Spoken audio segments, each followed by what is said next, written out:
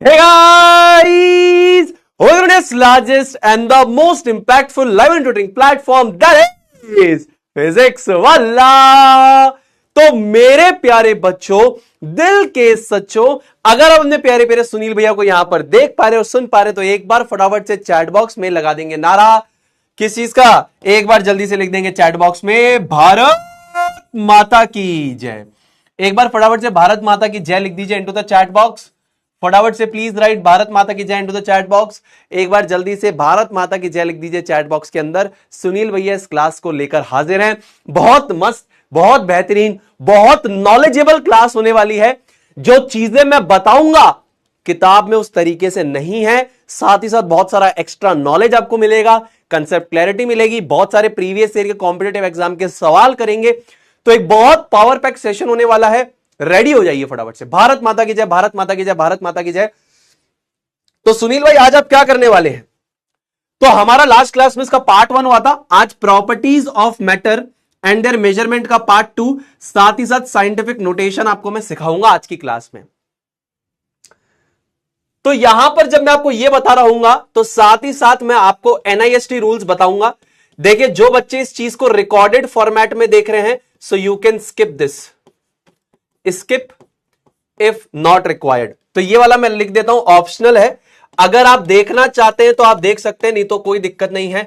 ये किसी भी किताब में मेंशन नहीं होते हैं, लेकिन बहुत जरूरी है जब हम यूनिट्स को लिखें। मैं बहुत सारी जगह जब देखता हूं तो लोग यूनिट्स को गलत लिख रहे होते हैं। सेंटीमीटर्स, किलोग्राम्स, डिग्री सेल्सियस में डिग्री कहीं है, सेल्सियस कहीं पड़ा हुआ है, एम्पियर में कभी ये कैपिटल है, कभी ये छोटा है। ऐसे नहीं होता है। हर चीज को लिखने के कुछ नियम हैं, कुछ कायदे हैं, कुछ कानून हैं। हम अगर अच्छे से पढ़ाई लिखाई करेंगे तो हमें सारे नियम कायदे कानून पता होने चाहिए। तो ये ऑप्शनल है, अगर आप देखना चाहते हैं तो देखना। 10 मिनट का पार्ट रहेगा, वरना हम ये वाला पार्ट आपके सिलेबस के हैं दोनों। ये मैं बहुत अच्छी तरीके से डिटेल में इन डेप्थ आपको यहां पर मैं PYQs भी कराऊंगा। PYQs किसके? कॉम्पिटिटिव एग्जाम्स के कुछ PYQs भी यहां पर मैं आपको कराने वाला हूं। ठीक है ना?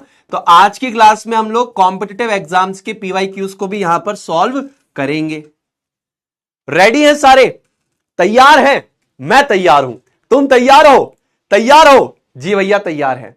तो चलिए चालू करते हैं with properties of matter and there measurement के पार्ट 2 से। तो लास्ट क्लास में आपने क्या पढ़ाया सुनील भाई? लास्ट क्लास में आपने यह बताया कि जो हमारे पास SI सिस्टम है, वो SI सिस्टम क्यों आया? क्योंकि हम हर जगह यूनिट्स की यूनिफॉर्मिटी लेकर आना चाहते थे। हम चाहते थे कि हर जगह यूनिट्स की यूनिफॉर्मिटी रहे, इसीलिए हम SI सिस्टम लेकर आए। इस SI सिस्टम में 3 क्वांटिटी की जगह यहां पर 7 बेस क्वांटिटीज को रखा गया, क्योंकि सिर्फ 3 क्वांटिटी जो थी, मास, लेंथ और टाइम, इससे आप सारी यूनिट्स को डिराइव नहीं कर सकते थे। तो आपने 7 बेस यूनिट्स की यहां पर मदद ली। उसके बेसिस पे हमने कुछ यूनिट्स को डिराइव किया। अब यहां पर मैंने आपको बताया था कि कुछ 22 ऐसी यूनिट्स है। There are 22 SI derived units, जिनको स्पेशल नाम दिया गया है just because of their convenience. मतलब जब हम यूनिट्स को डिराइव करते हैं तो ये इतना बड़ा डिटेल में इंफॉर्मेशन बन जाती है कि हमारे लिए काफी ज्यादा डिफिकल्ट हो जाता है इसको लिखना। सो उसके कन्वीनियंस को यहां पर लाने के लिए कि जब हम ये लिखे इतना बड़ा कि भैया kg into metre into second -2, इतना लंबा लिखने की जगह हमने एक वर्ड लिख दिया, न्यूटन। ठीक है? तो ऐसी 22 यूनिट्स है जिन्हें जब हम डिराइव करते हैं दोस्तों तो बहुत लंबा बन जाता है। लिखते तो बड़ा बड़ा दिखता है, तो उसको छोटा करके उसको एक नाम दे दिया। अब मैं आपसे पूछता हूं, मैंने आपको लास्ट क्लास में फोर्स की, तो आपको अगर मैं पूछूं कि फोर्स की डिराइव्ड यूनिट क्या है, एक रिवीजन अगर हम करें तो फोर्स की डिराइव्ड यूनिट क्या थी और उसको स्पेशल नेम क्या दिया था? जल्दी से एक बार चैट बॉक्स में आप मुझे बता दें। हमने अपने कन्वीनियंस के लिए स्पेशल नेम क्या दिया था और उसकी डिराइव यूनिट क्या आई थी? आपको याद होगा, हमने force is equals to mass into acceleration की मदद से यहां पर इस यूनिट को कैलकुलेट करने की कोशिश करी थी। जल्दी से एक बार लिख देंगे, जल्दी से लिख देंगे। कशिश जल्दी जल्दी जल्दी। हाँ, इसके लिए आप सही बता रहे हैं, इसके लिए बताएं। न्यूटन तो हो गई basically special name. What is the derived unit? जी बिल्कुल सही, बिल्कुल सही, बिल्कुल सही। सो यहां पर जब हम इस यूनिट को डिराइव करते हैं तो ये हमारे पास आती है केजी मीटर एस माइनस, ये सेकंड के लिए है। तो ये आपको मैंने सिखाया था कि जब भी आप यूनिट्स को लिखते हैं, हमारी किताब किस प्रकार लिखती है, वो कुछ ऐसे लिख देती है, ऐसे लिखती है।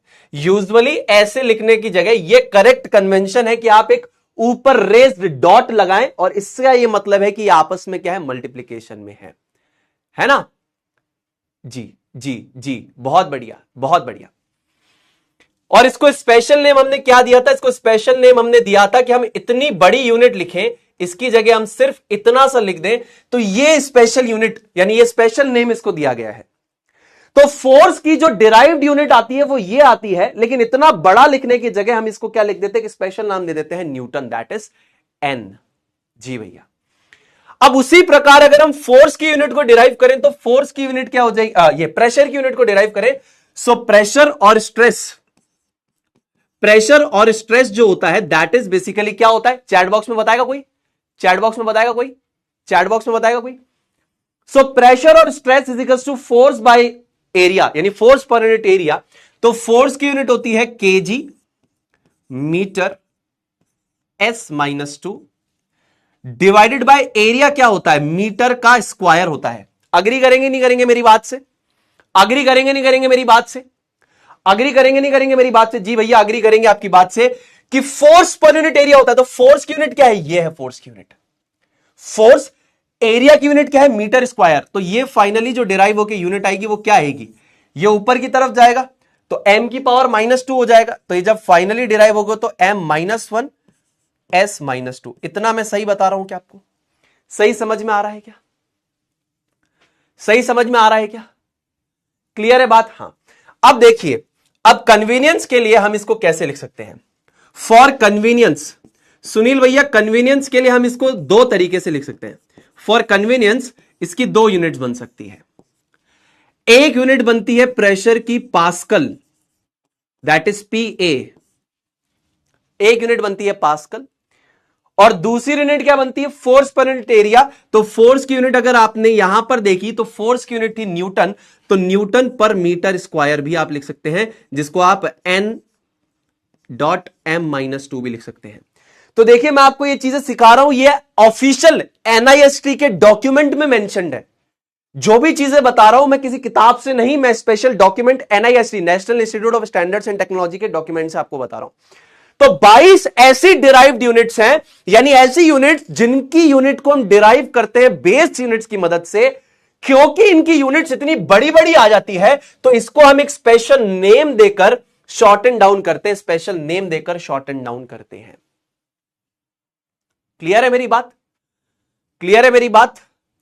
अच्छा, आप वर्क का डिराइव्ड यूनिट एक बार निकालेंगे। Work is equals to force into displacement. क्या आप लोग इसकी यूनिट निकालेंगे? क्या आप लोग चैट बॉक्स का इस्तेमाल करेंगे? मैं चैट बॉक्स में आ रहा हूं। NIST होता है national institute of standards and technology. I am coming into the chat box. जल्दी से एक बार फटाफट से जल्दी से बता दीजिए। मैं आ रहा हूं चैट बॉक्स के अंदर। अब मैं तुम्हारे से चैट बॉक्स में तुम्हारे आंसर्स लेने के लिए आ गया हूं। जल्दी से आ जाओ फटाफट से। सरल सा सवाल दिया है, बिल्कुल भी डिसअपॉइंट मत करना, फटाफट से। जल्दी जल्दी जल्दी जल्दी। अब आंसर क्या आएगा? 295। अरे इधर बताओ भाई। न्यूटन मीटर हो गया, ठीक है, जूल हो गया। अच्छा, और मैं चैट बॉक्स में ही हूं, टेंशन मत लेना। जल्दी जल्दी जल्दी से बताएंगे। क्या बात है, क्या बात है, क्या बात है। ठीक है, ध्यान से देखेंगे। सबसे पहले मैं इसकी डिराइव्ड यूनिट निकाल रहा हूं। मैंने चैट बॉक्स में आपके आंसर्स देखे हैं, बहुत सारे बच्चे सही आंसर कर रहे हैं, they are giving the right answers. एक बार फिर से आ जाते हैं। वैभव, निधि, प्रिंस, कामाक्षी, अंशुमन, बिल्कुल सही, बिल्कुल सही, बिल्कुल सही, बहुत सही आंसर्स। तो फोर्स इनटू डिस्प्लेसमेंट होता है वर्क, ये आपने पढ़ा है। अब देखिए फोर्स की यूनिट क्या है? ये है kg metre s-2 multiplied by displacement की यूनिट। ये भी एक्चुअल में मल्टीप्लीकेशन ही है। ये डॉट का मतलब क्या है? मल्टीप्लीकेशन। तो फोर्स की यूनिट यहां लिख दी, डिस्प्लेसमेंट की यूनिट क्या हो जाएगी? Displacement itself is a length. तो ये क्या हो जाएगा? दोनों की दोनों ऐड हो जाएगी तो क्या हो जाएगा? ये हो जाएगा K G metre square s minus 2। अब देखिए इतनी लंबी यूनिट हो रही है तो इसके लिए फॉर कन्वीनियंस हम इसको क्या लिखते हैं? इसको कन्वीनियंस के तौर पे, फॉर कन्वीनियंस। अब देखिए इसको छोटा कैसे किया जाता है, इसके भी दो तरीके हैं। एक तो आप इसकी यूनिट को लिख दें एज जूल। कैसे लिख दें? एज जूल, नाम लिख दिया। और दूसरा आप क्या कर सकते हैं? फोर्स की यूनिट होती है न्यूटन और डिस्प्लेसमेंट की मीटर, तो न्यूटन इनटू मीटर। तो इस तरीके से इनको छोटा किया जाता है। बच्चा कंफ्यूज रहता है, क्या कर रहे हैं, कभी न्यूटन मीटर लिख रहे हैं, कभी पास्कल लिख रहे हैं। तो यह तरीका है जो कि NIST, national institute of standards and technology ने सजेस्ट किया है कि भाई साहब इसको ऐसे भी लिख सकते हैं, ऐसे भी लिख सकते हैं, ऐसे भी लिख सकते हैं, ऐसे भी लिख सकते हैं। Both are correct. समझा पा रहा हूं क्या? क्लियर करवा पा रहा हूं क्या? कोई दिक्कत आ रही है क्या इतनी सी बातों में? इतनी सी बात में कोई दिक्कत है क्या? इतनी सी बात में कोई दिक्कत है क्या? नहीं है तो एक बार ये सवाल करके दिखाओ, ये वाला सवाल करके दिखाओ फटाफट से, जल्दी से फटाफट से सवाल करके दिखाओ। अभी पढ़ाया वही चीज दे रहा हूं, इसका फटाफट से सवाल करके दिखाओ। अब डिसअपॉइंट मत करना, आपको स्पेशल नेम बताना है। You have to write the special name given for convenience to the derived unit K G metre square s minus 2। क्या होगा आंसर? ठीक है, चलिए बहुत बढ़िया। क्लियर है बात? पूजा ने सही आंसर दिया है, दीशा ने सही आंसर दिया, मनप्रीत ने सही आंसर दिया, जैनिब ने सही आंसर दिया, प्रिया ने सही आंसर दिया। वेरी गुड वेरी गुड, क्या हालचाल है? बहुत बढ़िया यार, बहुत बढ़िया। गुंजन, सारांश, उपासना, महक, प्रणब, मुनीबा, नाजिया, अर्चना, वेरी गुड यार दोस्तों, बहुत बढ़िया यार, बहुत बढ़िया। साक्षी, अग्रिमा, रुद्रांत, इफिका, बहुत बढ़िया भाई, बहुत बढ़िया। प्रीति, भूमिका, ममता, रोहित, जीत, श्रेया, बहुत बढ़िया यार, बहुत बढ़िया, वेरी गुड यार, बहुत बढ़िया। अच्छे बच्चों, तुम्हें सब समझ में आ रहा है? अब अच्छा लग रहा है? ठीक है, बहुत बेसिक से उठा रहा हूं, अच्छा लग रहा है? बहुत सारे बच्चों के लिए देखिए रिलेवेंट नहीं होगा, बच्चे सोच रहे होंगे, लेकिन एनसीईआरटी में है और उस एनसीईआरटी में ही क्लियरली नहीं है, इसीलिए बहुत अच्छे से अपन बता रहे हैं, तो ईमानदारी से सुनना। 71.71% बच्चों ने सही दिया है। लव, शिवांशीष बैक, रेहान, कुणाल गुप्ता, साफवान, अंशुमन, अनस, साक्षी, गौरव एंड युवराज, बहुत बढ़िया। तो अभी मुझे बताइए, मैंने आपको स्पेशली ये चीज दिखाई भी है, देखिए K G metre square s minus 2। For convenience आप इसको न्यूटन इनटू मीटर, फोर्स की यूनिट न्यूटन, डिस्प्लेसमेंट की यूनिट मीटर, ये भी लिख सकते हैं, या इसको पूरा नाम अपन देते हैं बेसिकली जूल, साइंटिस्ट के नाम पे हमने इसे दे दिया। उसी प्रकार पास्कल के नाम पे इसकी यूनिट है, उसी प्रकार न्यूटन के नाम पे फोर्स की यूनिट है। सरल बात है जी। तो मेरे दोस्त ये किसकी यूनिट होगी? इसका स्पेशल नेम क्या हो गया? जूल हो गया। या तो न्यूटन मीटर हो सकता था या बेसिकली जूल हो सकता था, तो न्यूटन मीटर या फिर जूल, तो यहां पर मैं ले लेता हूं जूल। क्लियर है? अरे आप लोग बिल्कुल सही कर रहे हो। 95% से ऊपर बच्चा, भले यहां पर पोल में नहीं आ रहा, बट यहां पर 95 से ऊपर % बच्चा सही आंसर दे रहा है। अच्छा सुनील भाई, पोल नहीं आते, इसके लिए मैं आपको एक छोटी सी बात बताता हूं। देखिए क्या होता है, ये टेक्निकल चीजें हैं, कभी कभी बहुत सारे बच्चों के पास पोल नहीं जाता है। उस केस में आपको चिंता नहीं करनी है, आप कमेंट सेक्शन में लिखिए, मैं आपसे आपके आंसर्स, आपका नाम लूंगा। जैसे अभी भी मैंने, जैसे जय भाई हो गए, हरिता हो गई, निशी हो गई, नजेश हो गए, रिया हो गई, अन्वेषा हो गई, वासु मेरे भाई, क्रॉस लिखने की क्या जरूरत है? समझ में आया? क्लियर है? चलो, लेट आ सकता है पोल, देखिए परेशान नहीं होना है, समझ रहे मेरी बात? टेक्निकल चीजें हैं, टेक्निकल चीजों में कभी कभी ग्लिच होता है, परेशानी होती है, आप चिल रहिए, आप पढ़ने आए हैं। पोल आना चाहे ना आना, उससे कोई फर्क नहीं पड़ने वाला। मेन इंटेंट है, आपका सवाल बन रहा है, आपको आ रहा है, आप ईमानदार हो, हां है, बात खत्म।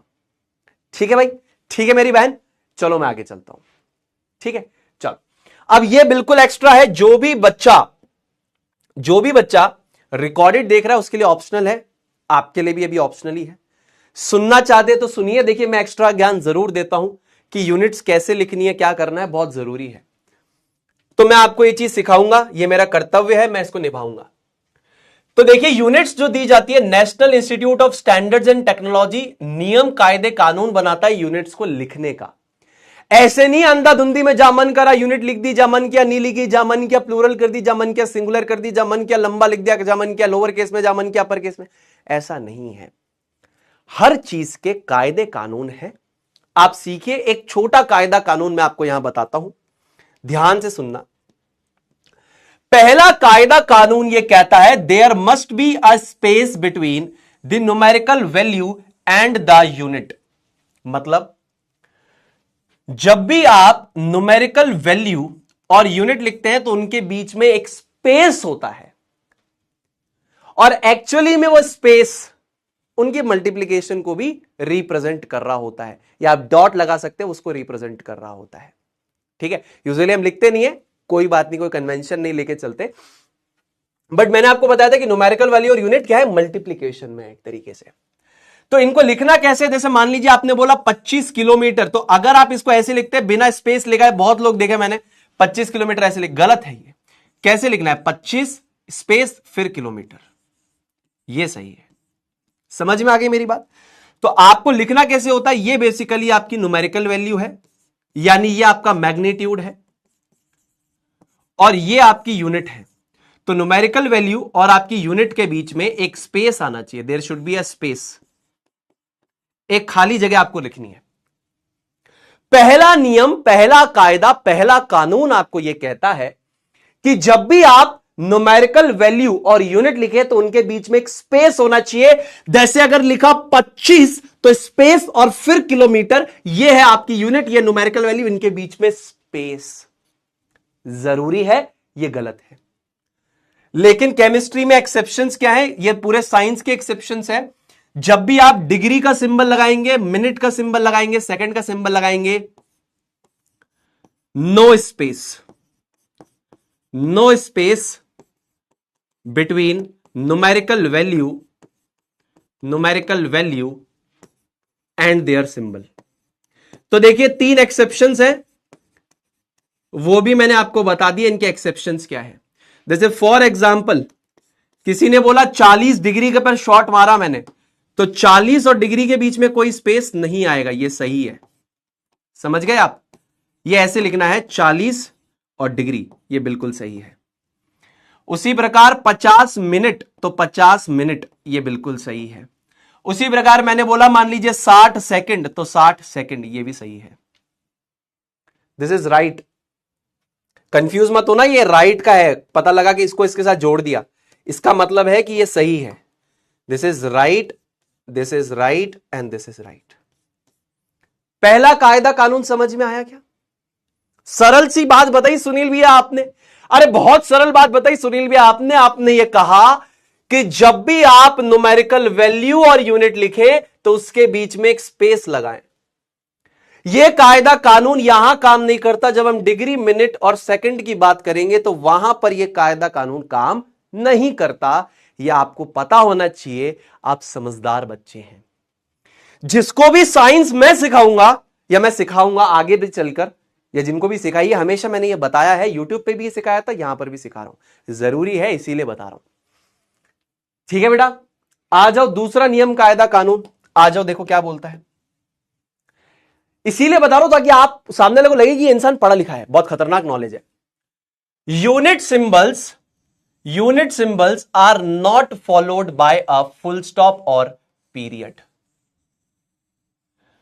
Unless at the end of a sentence. Unit symbols are never plural. क्या मतलब हुआ इस चीज का, क्या मतलब हुआ इस चीज का, क्या तात्पर्य हुआ इस चीज का?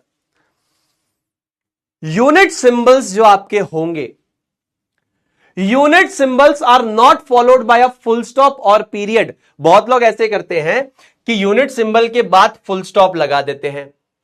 आपको फुल स्टॉप या फिर पीरियड तब तक नहीं लगाना है जब तक आपकी यूनिट सेंटेंस के आखिरी में ना हो। ठीक है, और यूनिट सिंबल्स कभी भी प्लूरल नहीं होते। जैसे फॉर एग्जाम्पल मैं आपको ये चीज दोनों पॉइंटर एक बार में समझाता हूं। It is 75 centimetres long. It is 75 centimetre long, it is 75 centimetre long. अब देखिए, पहले आपसे पूछता हूं इन तीनों में से सही कौन सा है? ये तीनों सेंटेंस में से सही कौन सा है? आपके एक्स्ट्रा नॉलेज के लिए बता रहा हूं, जानेंगे तो आपको मजा आएगा। इनमें से कौन सा सही है, जल्दी से बताएं, फटाफट से बताएं, तीनों में से कौन सा सही है? जल्दी से आ जाओ, फटाफट से आ जाओ। सर पोल में सेलेक्ट नहीं हो रहा है तो चैट बॉक्स में आंसर कर दीजिए, कोई दिक्कत वाली बात नहीं है। प्रियांशी सी, श्रेया सी, सोनी श्री, आर्या, सुरेश, नजेश फरीहा, देवश्री, अलीशा, जागृति, मोहिनी, गुरजीत, सुखप्रीत, प्रहलाद, हर्षवर्धन, शुभांगी, ज्योत्सना, क्या बात है, बहुत बढ़िया। ध्यान से देखो, सरल सी बात है कि नहीं है? अरे इजी बात है कि नहीं है? बड़े आराम से मैं आपको बता रहा हूं कि यूनिट सिंबल्स के बाद में आपको कभी भी फुल स्टॉप या फिर पीरियड जिसको हम बोलते हैं नहीं लगाना है, जब तक वो सेंटेंस के आखिरी में ना हो। दूसरा, उन सिंबल्स को आपको कभी प्लूरल नहीं लिखना है, मतलब एस और यस नहीं लगाना है। सो करेक्ट यहां पर क्या हो जाएगा? ये ए, बी और सी, तो सी हो जाएगा बिल्कुल सही। लव, अनस, आदित्य, शुभम, सिफरन, अनाहिता, मनन, ब्रोकोड, अंश, मयंक एंड संस्कार। बहुत बढ़िया, समझदार बच्चे हैं आप लोग, बिल्कुल सही बात है। देखिए ये सही हो जाएगा। देखिए ये गलत क्यों है? पहली बात तो यहां पर आपने क्या कर दिया, unit plural, unit is plural, ये तो गलत हो गया ना, यूनिट आपकी प्लूरल नहीं होनी चाहिए। दूसरा, फुल स्टॉप है ये यूनिट के बाद, full stop after the unit, इस वजह से ये पूरा गलत है। क्यों गलत है? पहला तो सेंटीमीटर्स नहीं होता कुछ भी, ओनली सेंटीमीटर होता है। दूसरी बात, आप फुल स्टॉप यूनिट के बाद लगा ही नहीं सकते अनटिल एंड अनलेस ये सेंटेंस के आखिरी में हो। फुल स्टॉप यानी कि पीरियड तब आता है जब आप किसी चीज का सेंटेंस को एंड कर रहे हो। अगर ये सेंटेंस के बीच में है, ये सेंटेंस के बीच में है, तो इसके बाद फुल स्टॉप नहीं आएगा। ये गलत क्यों है? क्योंकि यहां पर क्या है, फुल स्टॉप लगा रखा है आपने, full stop after the unit, इसीलिए गलत है। यहां पर यूनिट प्लूरल नहीं है लेकिन फुल स्टॉप है यूनिट के बाद। यहां पर सुनील भैया सेंटीमीटर तो सही लिखा है, बिल्कुल सही लिखा है सेंटीमीटर, सेंटीमीटर के बाद फुल स्टॉप क्यों लगाया, वो गलत है। यहां पर लिखा है 75 सेंटीमीटर लॉन्ग, ये बिल्कुल सही है। 75 और सेंटीमीटर के बीच में स्पेस है, थोड़ा और अच्छे से लिख देता हूं, 75 और सेंटीमीटर के बीच का स्पेस, ताकि क्लियरली नजर आए। दूसरा, ये प्लूरल नहीं है। तीसरा, फुल स्टॉप या फिर पीरियड नहीं है इसके बाद, so that's why it is correct. इस तरीके से यूनिट्स को लिखना होता है। एक और पॉइंटर आपको सिखाते हैं, एक और पॉइंटर आपको सिखाते हैं। There should be no space between the prefix and the unit name as well as the prefix and unit symbol. अभी ये प्रीफिक्स के बारे में आगे मैं और बताऊंगा, पर मैं आपको एक एग्जांपल दूं तो जैसे मान लीजिए मैंने बोला किलोमीटर, मान लीजिए मैंने बोला किलोमीटर और सिंबल लगाया के एम। मान लीजिए मैंने बोला सेंटीमीटर और इसका सिंबल लिखा सी एम। तो अगर आप यहां पर ध्यान से देखेंगे, there should be no space between prefix. Prefix का मतलब होता है किसी चीज के पहले आने वाली चीज, प्रीफिक्स बिफोर। ये प्रीफिक्स किसके पहले, यानी जो फ्रेज है किसके पहले लिखा है, यूनिट के पहले लिखा है। तो जैसे मान लीजिए यहां पर ये आपका प्रीफिक्स था, प्रीफिक्स, और ये मीटर क्या था, यूनिट का नाम था। तो देखिए यूनिट के नाम और प्रीफिक्स के बीच में कोई स्पेस नहीं आता। किलोमीटर लिखा तो किलो और मीटर के बीच में कोई स्पेस नहीं है। उसी प्रकार यहां पर ये प्रीफिक्स का सिंबल, यूनिट का सिंबल और प्रीफिक्स के सिंबल के बीच में भी कोई स्पेस नहीं है। यूनिट सिंबल, प्रीफिक्स का सिंबल, समझ में आ गई बेटा? प्रीफिक्स मतलब जो किसी चीज के पहले लिखा जाए, जैसे मीटर के पहले किलो लिखा तो ये प्रीफिक्स हो गया। यहां पर सिंबल में मीटर के पहले के लगाया तो ये किलोमीटर में जो किलो है, किलो का प्रीफिक्स, यानी जो किलो है शब्द प्रीफिक्स, उसका सिंबल है ये के। किलो जो प्रीफिक्स है उसका सिंबल है के। तो देखिए ना, तो किलोमीटर में क्या है, स्पेस नहीं है, there is no space between prefix that is kilo and unit name that is metre. इनके बीच में स्पेस नहीं आता। उसी प्रकार इनके सिंबल्स के बीच में स्पेस नहीं आता। उसी प्रकार अगर आप यहां पे देखें तो सेंटी, ये आपका क्या हो जाएगा, ये आपका हो जाएगा प्रीफिक्स और ये आपका क्या हो जाएगा, यूनिट नेम। इनके बीच में देखिए आप कोई भी स्पेस नहीं है। उसी प्रकार ये आपका प्रीफिक्स का सिंबल यानी सेंटी का सी हो जाएगा और मीटर का एम हो जाएगा, तो ये यूनिट का सिंबल। इनके बीच में कभी भी आप देखिए कोई स्पेस नहीं है, कोई स्पेस नहीं, कोई स्पेस नहीं, कोई स्पेस नहीं, कोई स्पेस नहीं।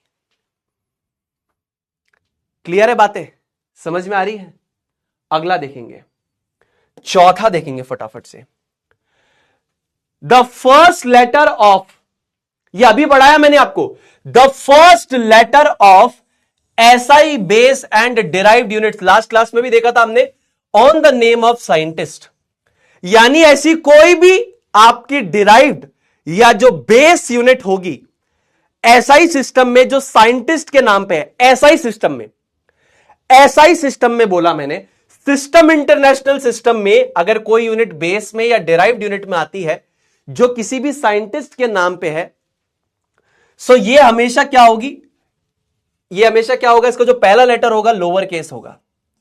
तो इसका जो पहला लेटर है लोअर केस होगा और जो पहला लेटर आपका यूनिट के सिंबल का होगा, ठीक है ना, वो बेसिकली कैपिटल होगा। मतलब क्या बोला मैंने, क्या बोला मैंने, क्या बोला मैंने? मैंने बोला केल्विन ये ऐसा यूनिट है टेम्परेचर की। अब देखिए इसका, देखिए पहला लेटर जो है ये देखिए लोअर केस और ये देखिए कैपिटल यानी अपर केस। समझ में आ गई क्या बात? तो जो भी एसआई बेस यूनिट या बेसिकली एसआई डिराइव्ड यूनिट किसी साइंटिस्ट के नाम पे होगी तो उसका जो पहला लेटर होगा वो हमेशा लोअर केस में होगा और सिंबल जो होगा कैपिटल होगा यानी अपर केस में होगा। उसी प्रकार अगर हम लोग यहां पर बात करते हैं एम्पियर की, उसी प्रकार अगर हम यहां बात करते हैं एम्पियर की, उसी प्रकार अगर हम यहां बात करते हैं जूल की, उसी प्रकार अगर हम यहां बात करते हैं जूल की, तो सारे रूल्स यहां पर अप्लाई होते हैं।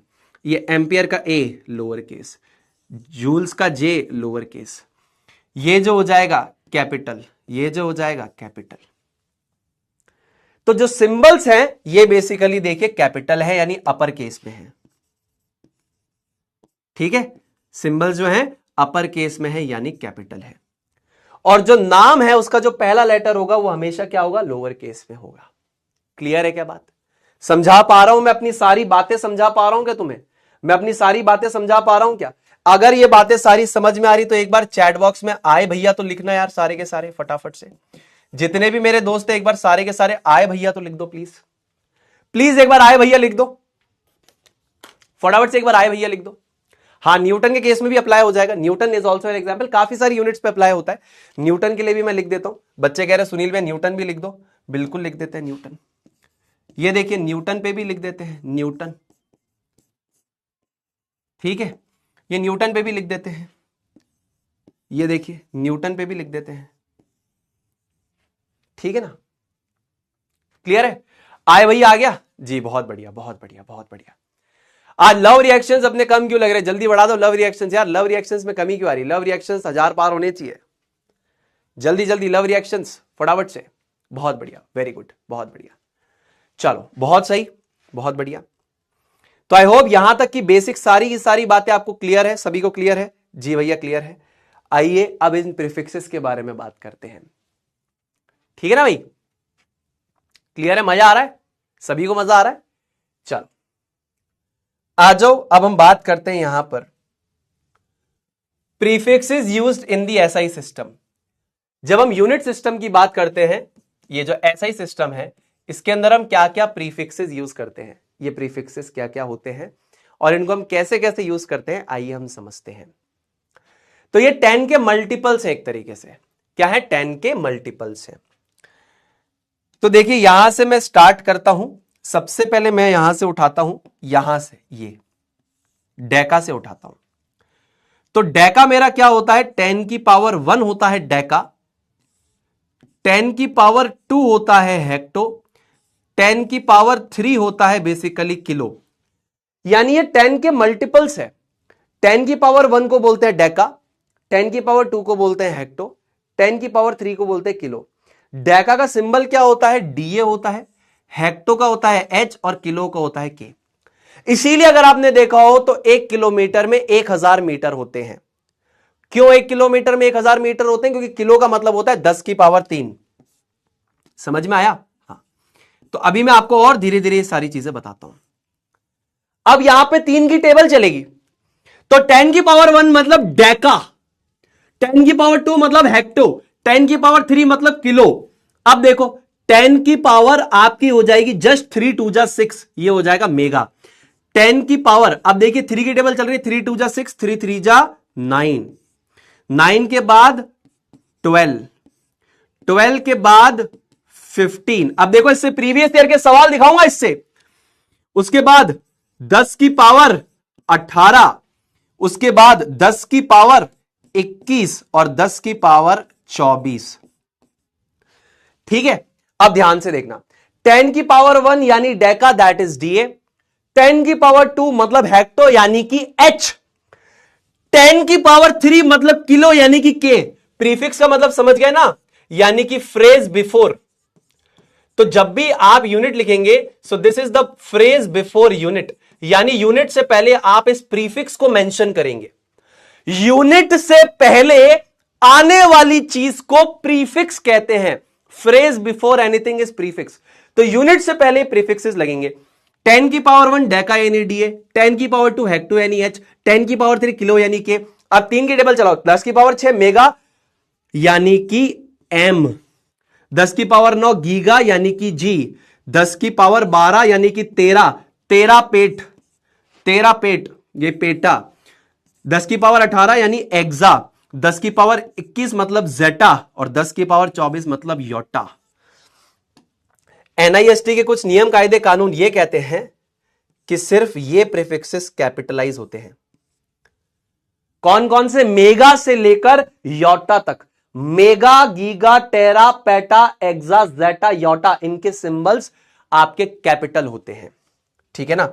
Only these symbols, only these prefix symbols, only these prefix symbols are in upper case. यानी अगर आपसे पूछा जाए कि किसके प्रीफिक्स के सिंबल को आप अपर केस में लिखते हो, तो mega, giga, tera, peta, exa, zetta, Yotta. ठीक है जी। अब 10 की पावर माइनस में चलेगा तो ऊपर की तरफ चलेंगे।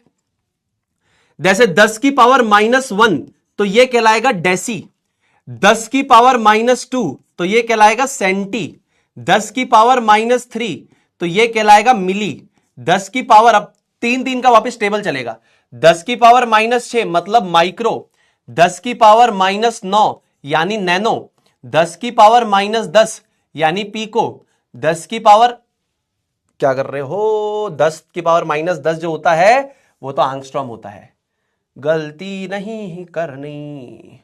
चलो, 10 की पावर -6 माइक्रो, 10 की पावर -9 नैनो, 10 की पावर -12 पीको, 10 की पावर -15 यानी कि फेम्टो या फिर फर्मी, फिर 10 की पावर -18, 3 की टेबल ही चलती रहेगी, अट्टो, 10 की पावर -21 यानी जेप्टो और 10 की पावर -24 यानी कि योक्टो। तो योक्टो का सिंबल होता है Y, जेप्टो का Z, अट्टो का A, फर्मी का F, पीको का P, नैनो का N, माइक्रो का म्यू, म्यू, मिली का M, सेंटी का C, डेसी का D। ऐसे होता है। ठीक है? हाँ, तो ये आपको सारे प्रीफिक्सेस याद होने चाहिए। अब बीच में एक यूनिट और आ जाती है आपके पास, एंगस्ट्रॉम, 10 की पावर -10। ठीक है ना जी भैया, करेंगे उस पर भी चर्चा, जब एटॉमिक रेडियस की बात करेंगे तो उसी पे चर्चा करेंगे। अभी आई होप आपको ये बेसिक सी बात मैं समझा पा रहा हूं। डेका मतलब होता है 10 की पावर 1, हेक्टो मतलब 10 की पावर 2, किलो मतलब 10 की पावर 3। अब 3 की टेबल चलाओ तो ये 3 है, उसके बाद 6 यानी कि मेगा, 9 मतलब कि गीगा, 12 मतलब कि टेरा, 15 मतलब कि पेटा, 18 मतलब कि एक्सा, 21 मतलब कि जेटा और 24 मतलब कि योटा। मेगा से लेके योटा तक के सारे सिंबल्स कैपिटल है। उसके बाद 10 की पावर -1 यानी डेसी, 10 की पावर -2 यानी सेंटी, 10 की पावर -3 यानी मिली, 10 की पावर -6 यानी माइक्रो, फिर माइक्रो के बाद क्या हो जाएगा, nano, pico, fermi, atto, zepto, yocto. Zepto company है ना डिलीवरी वाली, वही तो अट्टो, जेप्टो, योक्टो, ये सिंबल्स हो गए। सुनील भैया इससे प्रीवियस ईयर में सवाल, अरे देखो सवाल आते हैं इससे, मजाक लग रहा है क्या तुमको? ये देखो सवाल, ये देखो सवाल, pre medical test 2004, one fermi is, एक फर्मी या एक फेम्टो की जो वैल्यू होती है कितनी होती है? What is the value of one Fermi? जल्दी से कॉम्पिटेटिव एग्जाम का सवाल, ठीक है, जल्दी जल्दी जल्दी जल्दी जल्दी जल्दी जल्दी, फटाफट से फटाफट से फटाफट से फटाफट से फटाफट से फटाफट से फटाफट से। सो वन फर्मी इज, क्या होगा one Fermi? What is the value of one Fermi? One Fermi क्या होगा? वन फर्मी क्या होगा? समझ में आ रही है बातें क्या? बेसिक बेसिक सवाल है यार, ये तो बहुत बेसिक है। टीचर्स स्किप कर रहे हैं, मैं नहीं करूंगा, ये स्किप किया जाता है स्कूल के अंदर, टीचर्स इस चीज को स्किप कर देते हैं, मैं नहीं करूंगा। स्कूल एग्जामिनेशन की तैयारी कर रहे हो चाहे कॉम्पिटेटिव की कर रहे हो, सुनील भैया ये भी कराएंगे और डिटेल वाला डेप्थ वाले टॉपिक भी कराएंगे। बस ईमानदार रहना, यही रिक्वेस्ट मैं कर रहा हूं, क्योंकि मैं ईमानदारी रख रहा हूं, तुम भी रखना प्लीज, प्लीज ईमानदार रहना। जिनको केमिस्ट्री से स्टार्टिंग में आके 11th क्लास में डर लगता है कि केमिस्ट्री बहुत चेंज हो गया, ऐसा नहीं है। वैसे ही पढ़ाऊंगा जैसा 9th 10th या 6 7 8 9 10th के बच्चों को पढ़ाया, वैसे ही पढ़ाएंगे। चाहे कॉम्पिटेटिव एग्जाम्स या ओलंपियाड के बच्चों को भी ऐसे ही पढ़ाता हूं मैं। तो तुम तो 11th के बच्चे हो, ऐसे ही पढ़ाऊंगा मैं बेसिक से, ठीक है ना? तो गलत मत लेना कि भैया आप इतना बेसिक क्यों पढ़ा रहे हो, जरूरी है। देखो सवाल दिखा दिया तुमको, हवा में बात नहीं कर रहा, सवाल दिखा दिया। 83% बच्चों ने सही आंसर किया, लव, अंतस, मयंक, अंशुल, आयुषी, रेहान, आयुष, अनहिता, कुणाल गुप्ता एंड जैनब। अब देखो बहुत सारे बच्चों ने सही किया। तो फेम्टो या फिर बेसिकली फर्मी जो होता है दैट इज इक्वल टू 10 की पावर -15। इस टेबल को देख लीजिए, 10 की पावर -15 फेम्टो या फिर फर्मी, ठीक है, बहुत बढ़िया। दिल्ली पीएमटी, ये डीपीएमटी 2004, the prefix zepto stands for, Zepto stand for, Zepto delivery की कंपनी है ना आजकल, स्विगी, जेप्टो, ब्लिंकिट। हाँ, तो ये क्या है, what is the prefix zepto stands for? 10 की पावर 9, 10 की पावर -12, 10 की पावर -15, 10 की पावर -21। So let's start. क्या बात है, पोल लेट आ रहा है, कोई बात नहीं, चैट बॉक्स में आंसर, श्रेया गुप्ता सही आंसर है बेटा, शगुन बेटा सही आंसर है आपका, अमित कुमार मेरे भाई सही आंसर है, कामाक्षी, पूजा, जैनेब, आर्यन, बहुत बढ़िया यार, वेरी गुड यार, सभी बच्चे बहुत प्यारे बच्चे, बहुत बढ़िया यार, मजा आ गया यार, सारे बच्चे बहुत अच्छे हैं। प्रीति, इंशा, अलीशा खान बहुत बढ़िया बेटा, मीनू कुमारी बेटा बहुत बढ़िया, तमीम बहुत बढ़िया बेटा, बहुत बढ़िया बेटा, बहुत सही, वेरी गुड बेटा, बहुत बढ़िया, कुणाल भाई बहुत बढ़िया, झरना, मनीष, अब्दुल बहुत बढ़िया बेटा, कोमल, रिंकू, श्रेयल बहुत बढ़िया, very good very good very good very good very good very good very good.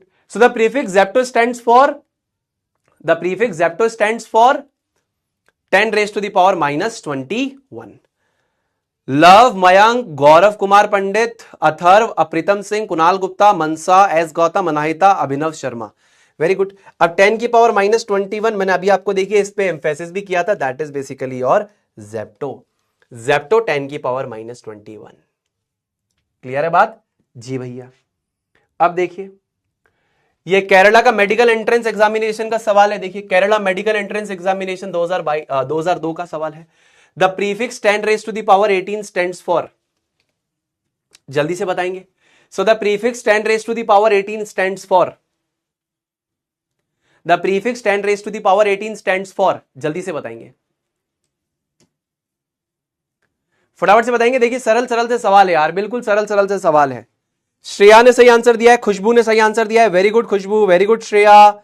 और कोई बच्चा आंसर कर रहा है क्या? जल्दी जल्दी बताएंगे, फटाफट से बताएंगे, फटाफट से बताएंगे, फटाफट से बताएंगे, फटाफट से बताएंगे।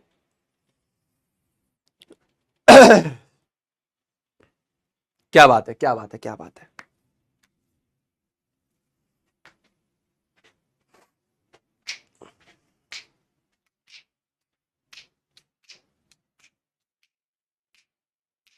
इजी है ना, मजा आ रहा है।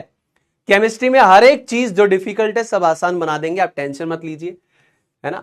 आज की क्लास में एक बेसिक सा डीएचए भी दिया है, पहली 2 क्लासेस में डीएचए नहीं दिया, रीजन बीइंग कि बहुत बेसिक्स पढ़ा रहा हूं, तो आप चिल करो। मैं चाहता हूं आप कूल रहो, कोई लोड ना लो, एकदम टेंशन ना लो, आराम से पढ़ो, ठीक है। So the prefix 10 raise to the power 18 stands for एग्जा।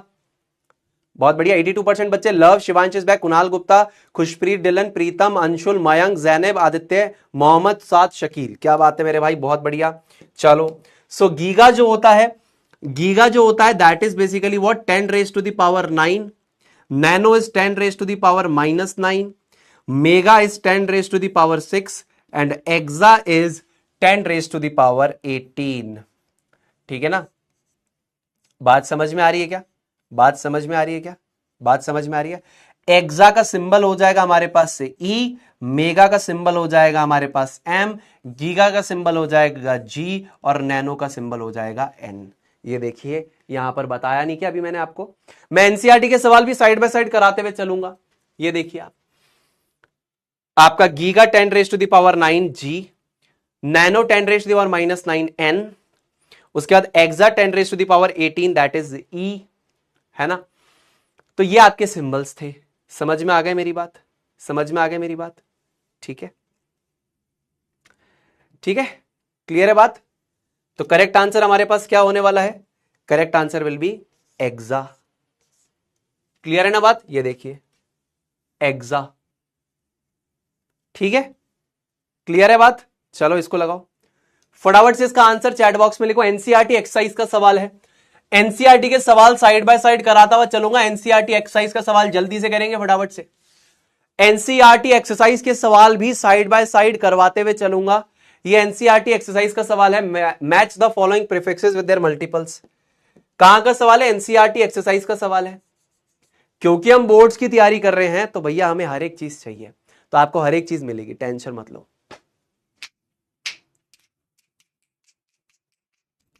मेरे साथ करोगे, चैट बॉक्स में मेरे साथ करोगे, ठीक है, मेरे साथ करोगे।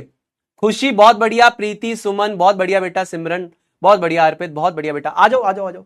फर्स्ट का क्या होगा, अब माइक्रो क्या होता है सुनील भैया, माइक्रो क्या होगा, माइक्रो क्या होगा, फर्स्ट का क्या हो जाएगा, सी हो जाएगा 10 की पावर -6, डेका क्या हो जाएगा 10 की पावर 1 हो जाएगा, है ना।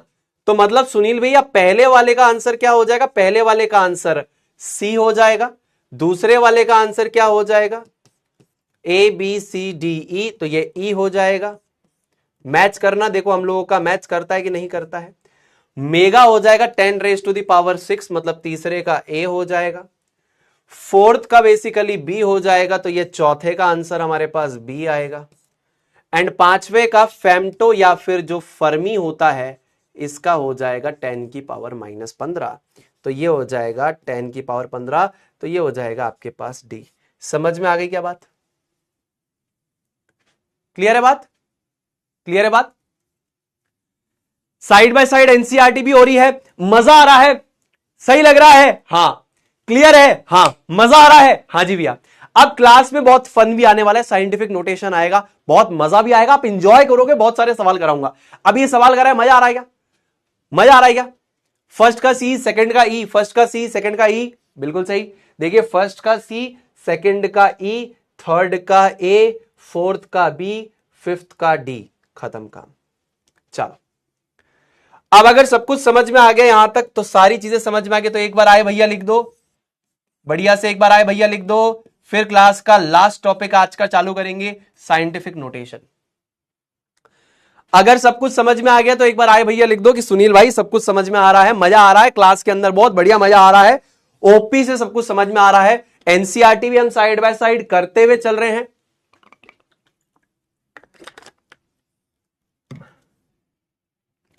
फील आ रहा है क्या भाई, मेहनत अच्छी लग रही है, तुम भी मुझे पता है बहुत मेहनत कर रहे हो, तुम्हारे माता पिता भी बहुत मेहनत करते हैं, और माता पिता बहुत मेहनत से पैसा कमाकर ये बैच तुमको दिला रहे हैं। उस मेहनत को व्यर्थ नहीं जाने दूंगा, इस चीज की 100% गारंटी दे रहा हूं, बस ईमानदार रहना, ठीक है। हाँ चलो आ जाओ फटाफट से, अच्छा, अभी और ये यूनिट्स वाला पार्ट भी तो मैंने और बताना था, एक्स्ट्रा पार्ट भी तो है मेरा। चलो आओ सारी यूनिट्स डिराइव करते हैं, अब सारी चीजों के लिए यूनिट्स डिराइव करते हैं। अब सबसे पहले फटाफट से मास की यूनिट क्या होगी, जल्दी से मुझे बता देंगे मास की यूनिट क्या होगी। तो मास की जो ऐसा यूनिट होगी, बहुत सिंपल सी बात है, मास की जो ऐसा यूनिट होगी वो क्या हो जाएगी सुनील भैया, दैट इज बेसिकली किलोग्राम। उसी प्रकार weight, weight is nothing but the force of gravity, तो जो फोर्स की यूनिट हो जाएगी वही बेसिकली वेट की यूनिट हो जाएगी। So this is nothing but force of gravity. So जो फोर्स की यूनिट होती है वही इसकी यूनिट हो जाएगी, इसको हम लिख सकते हैं न्यूटन, दैट इज एन। तो ये इनकी ऐसा यूनिट्स हम लिख सकते हैं, या तो किलोग्राम या न्यूटन लिख सकते हैं। अच्छा भैया ये वाली यूनिट लिख सकते हैं क्या, ये वाली डिराइव्ड यूनिट ये भी लिख सकते हो, किलोग्राम मीटर S-2 सेकंड -2, ये वाली भी लिख सकते हो। ये लिख सकता हूं फोर्स के लिए, क्योंकि देखो ना ये फोर्स ही तो है, एक मिनट ये क्या है, ये फोर्स ही तो है, ये भी लिख सकते हो। क्लियर है बात, लिख सकते हो क्या, बिल्कुल लिख सकते हो। तो इसीलिए इसको ऐसे ब्रैकेट में और करके लिख रहा हूं, ये भी लिख सकते हो।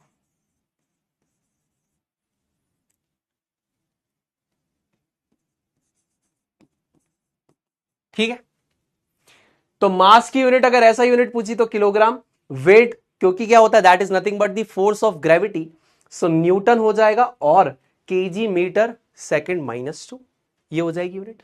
ठीक है, क्लियर है बात। सो ये बहुत सिंपल है जी। आइए वॉल्यूम की चर्चा करते हैं। जब ये डायग्राम देखते हैं ना बच्चे, बोलते सुनील भैया हमको पढ़ना ही नहीं है।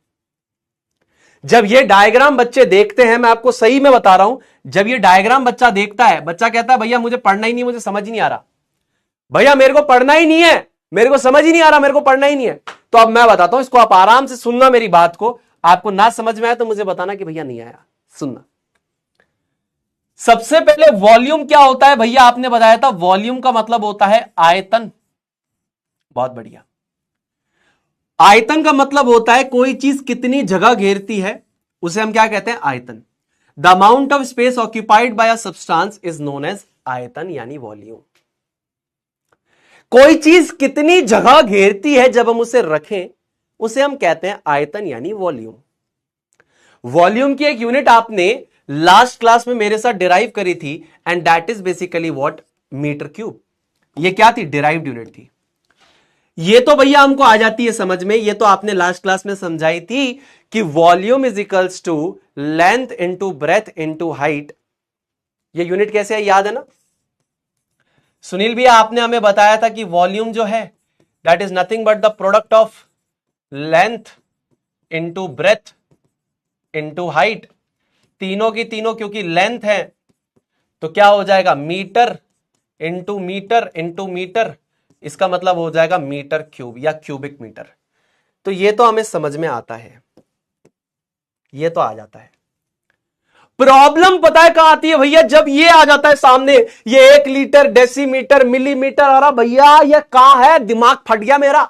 अब ध्यान से सुनो बेटा, ध्यान से सुनना मेरे राजा बेटा, ध्यान से सुनना मेरे राजा बेटा। आपके पास ध्यान से सुनना, एक नॉन एसआई यूनिट्स बहुत सारी होती है, non SI units that are used with SI. क्या होता है, ध्यान से सुनना, non SI units that are used with SI, उसमें से एक यूनिट ये है, वन ऑफ द यूनिट्स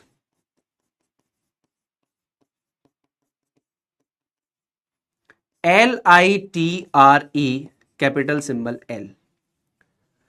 तो आज भी हमारा जो एसआई सिस्टम है, क्योंकि बहुत सारे लोग लीटर को आज भी यूज करते हैं, तो वो एक ऐसा यूनिट नहीं है, बट क्योंकि वो लोगों के साथ जुड़ी हुई है, तो ऐसा ही ये कहता है कि देखिए बहुत सारे लोग जो है, कुछ ऐसी यूनिट्स है जिनके साथ वो बंधे हुए हैं, यानी वो ट्रेडिशनल समाज से, पुराने समय से उन यूनिट्स को यूज करते आ रहे हैं, और क्योंकि हम उनकी इज्जत करते हैं, इस वजह से हम उन यूनिट्स को नहीं हटाएंगे।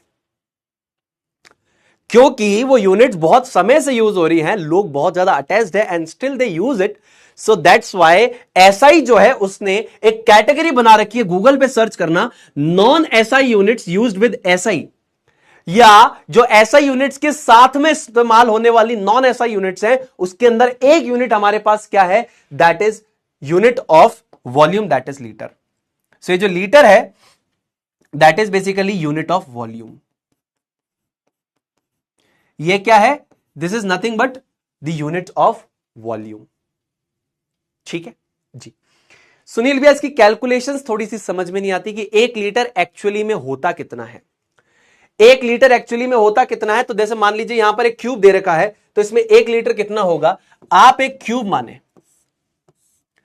आप एक क्यूब कंसीडर करें और इस क्यूब के अंदर इसकी लेंथ, ब्रेथ और इसकी हाइट, तीनों के तीनों आप इमेजिन करें कि 10 सेंटीमीटर के बराबर है। लेंथ, ब्रेथ और हाइट इसकी कितने के बराबर है, लेंथ, ब्रेथ और हाइट तीनों 10 सेंटीमीटर है। जो बता रहा हूं ना किताब में नहीं है, इसीलिए ध्यान से सुनना, लिखा हुआ है समझाया हुआ नहीं है, प्लीज एफर्ट की कंसीडरेशन करना, यहां पे ध्यान देना। तो आप एक क्यूब इमेजिन करो जिसका लेंथ, ब्रेथ और हाइट तीनों के तीनों 10 सेंटीमीटर के बराबर है।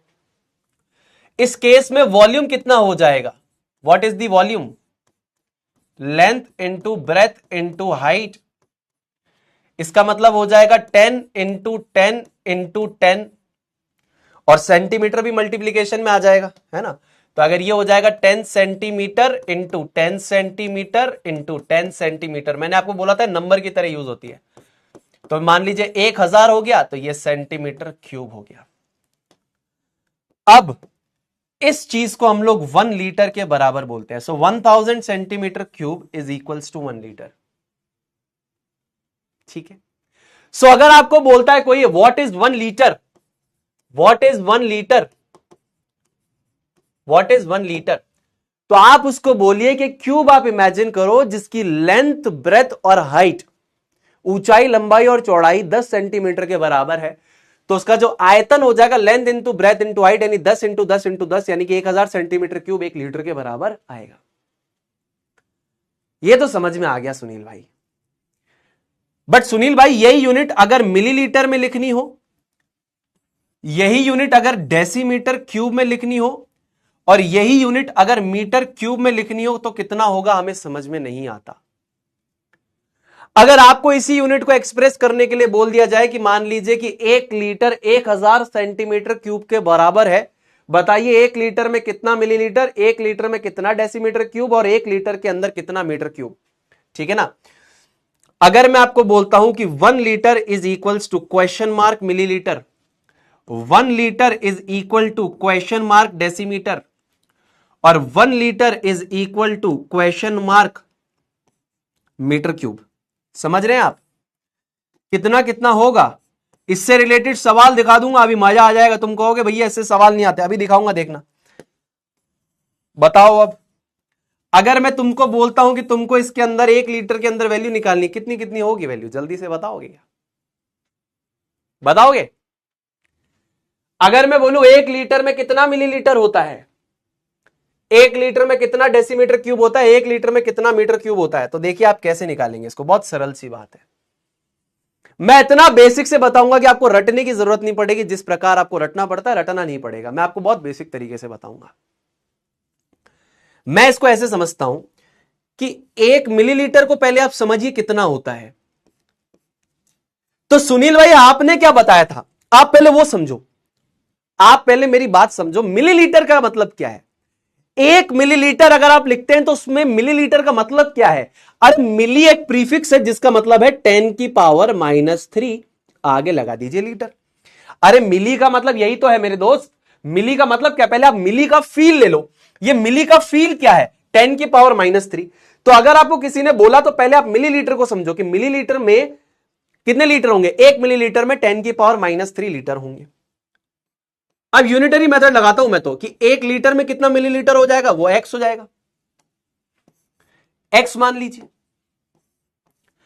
भाई साहब 1 मिलीलीटर में 10⁻³ लीटर है, 1 लीटर में x हो जाएगा, तो ये क्या हो जाएगा, x multiplied by 10⁻³ is equal to 1।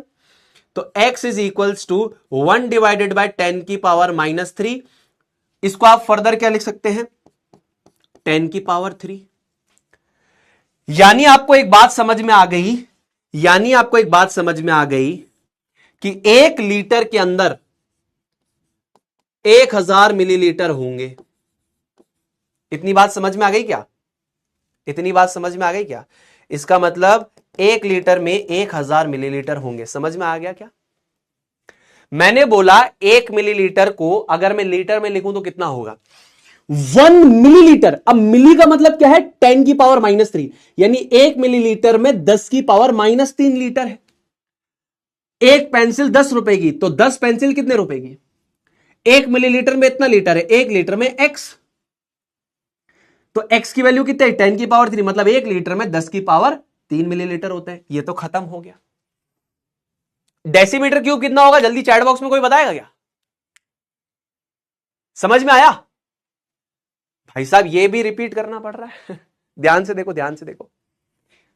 आपको अगर कोई बोल रहा है 1 लीटर में कितना मिलीलीटर है, 1 लीटर में कितना मिलीलीटर है, तो मेरी बात को बहुत गौर से सुनो। मैंने बोला 1 मिलीलीटर बराबर किसके होगा?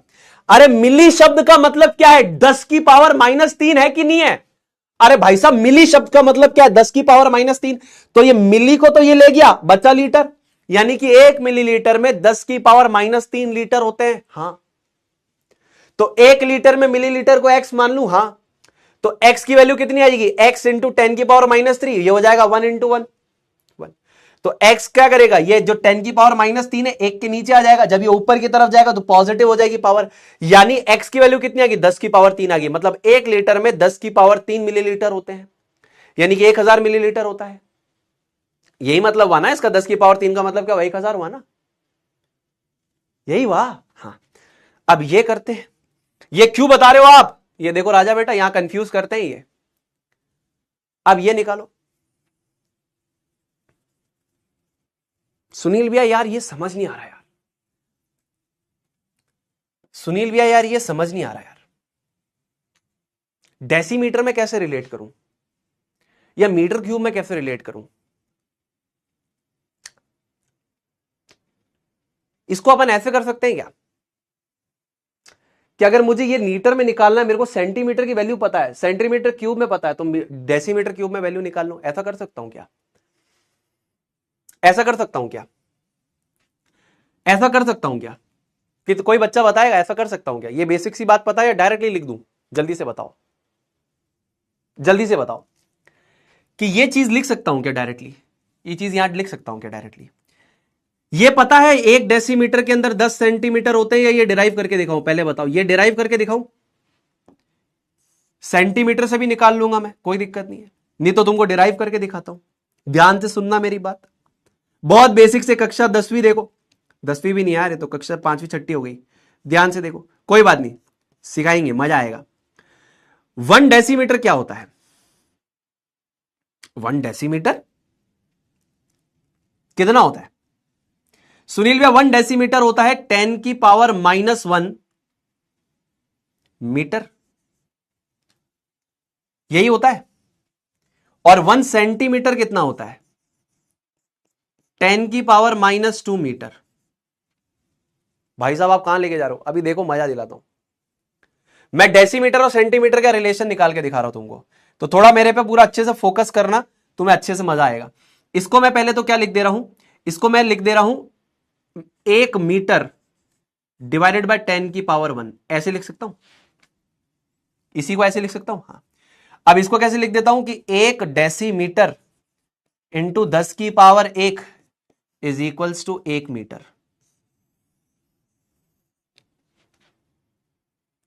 उसी प्रकार 1 सेंटीमीटर किसके बराबर होता है? सेंटी शब्द का मतलब क्या है, 10⁻2 इंटू मीटर।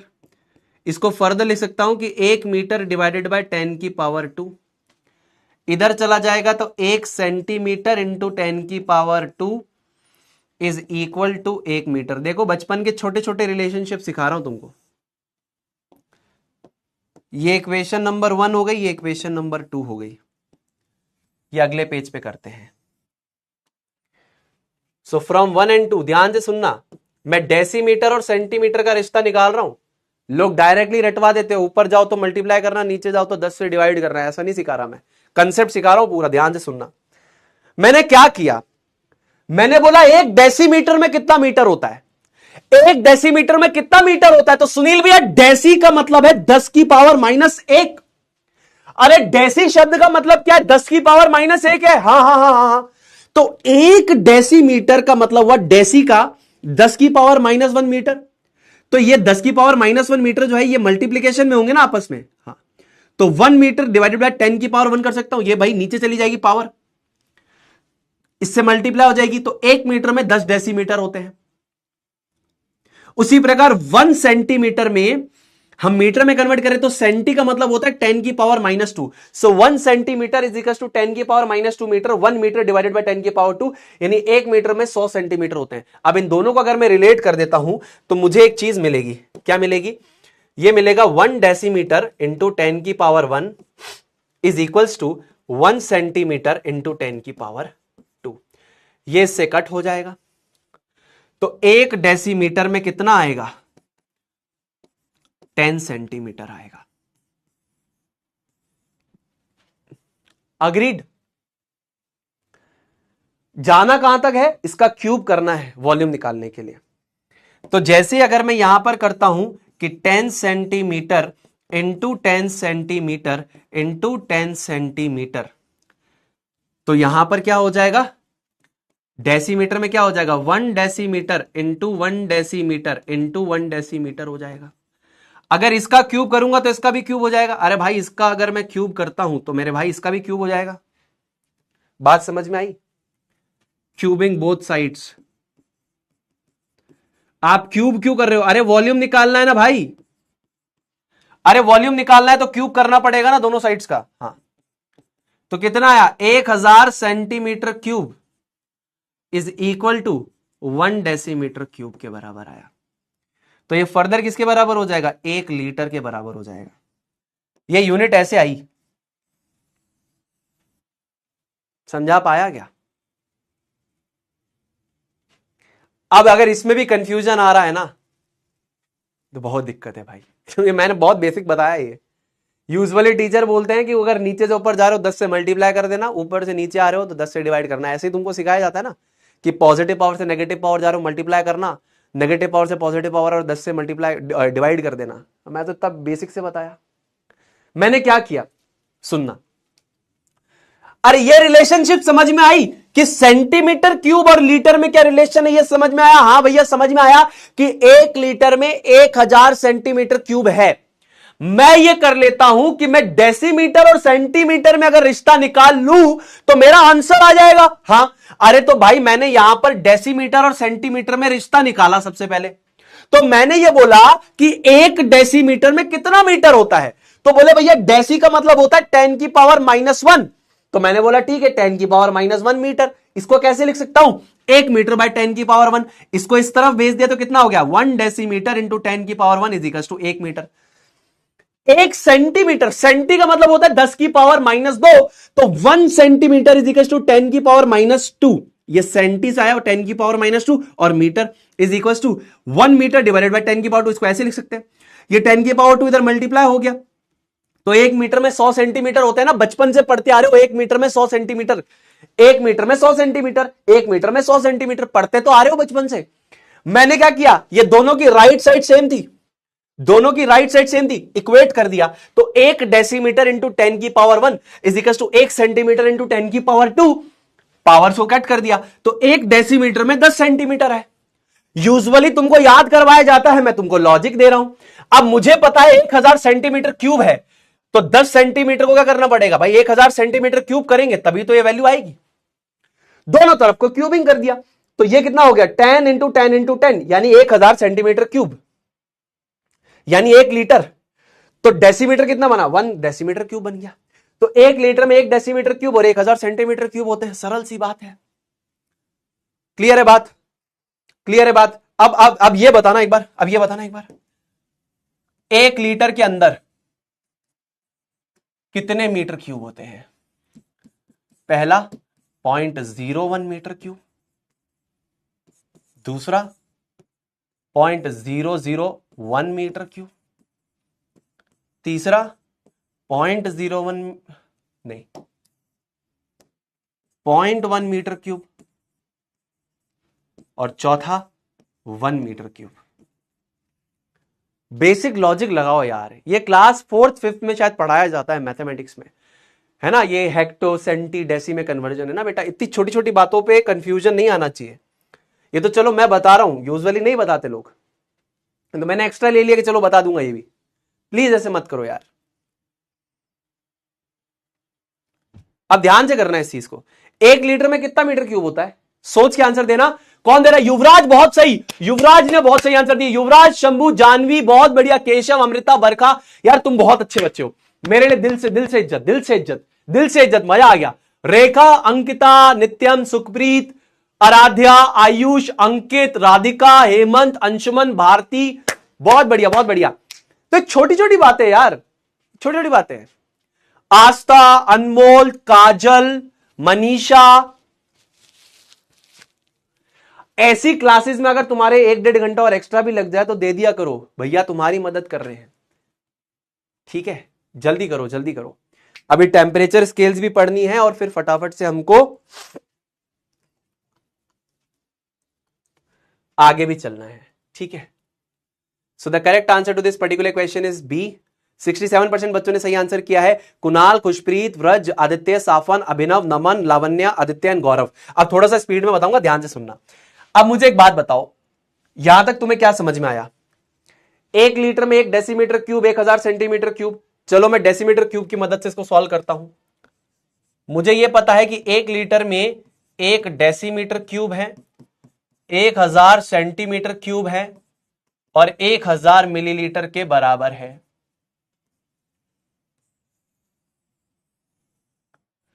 अब मैं डेसीमीटर की मदद से यहां पर मीटर में कन्वर्जन कर लूंगा। अब देखो, सबसे पहले 1 डेसीमीटर के अंदर कितना मीटर होता है? 1 डेसीमीटर में 10 की पावर -1 मीटर होता है। डेसी मतलब 10 की पावर -1, ठीक है? इसको अपन कैसे लिख सकते हैं? 1 मीटर डिवाइडेड बाय 10 की पावर 1 लिख सकते हैं, ठीक है जी। तो यानी यहां पर मेरे पास क्या आया कि 1 decimetre is equal to 1 metre by 10 की पावर 1, ठीक है? आप दोनों साइड्स को क्यूब कर दो, क्यूबिंग बोथ साइड्स। क्यों? डेसीमीटर क्यूब चाहिए ना, क्यूब चाहिए ना, ये तो 1 डेसीमीटर, इसका क्यूब चाहिए, तो आपको दोनों साइड्स को क्यूब करना पड़ेगा। जैसे आपने दोनों साइड्स को क्यूब किया तो 1 डेसीमीटर क्यूब कितने के बराबर आएगा? 1 मीटर क्यूब बाय 10 की पावर 3। ये ऊपर चला जाएगा तो यहां पर ये कितना आ जाएगा? 1 डेसीमीटर क्यूब, या इसको पॉइंट में निकालना है तो डायरेक्टली पॉइंट लगा दीजिए, 0.001 मीटर क्यूब।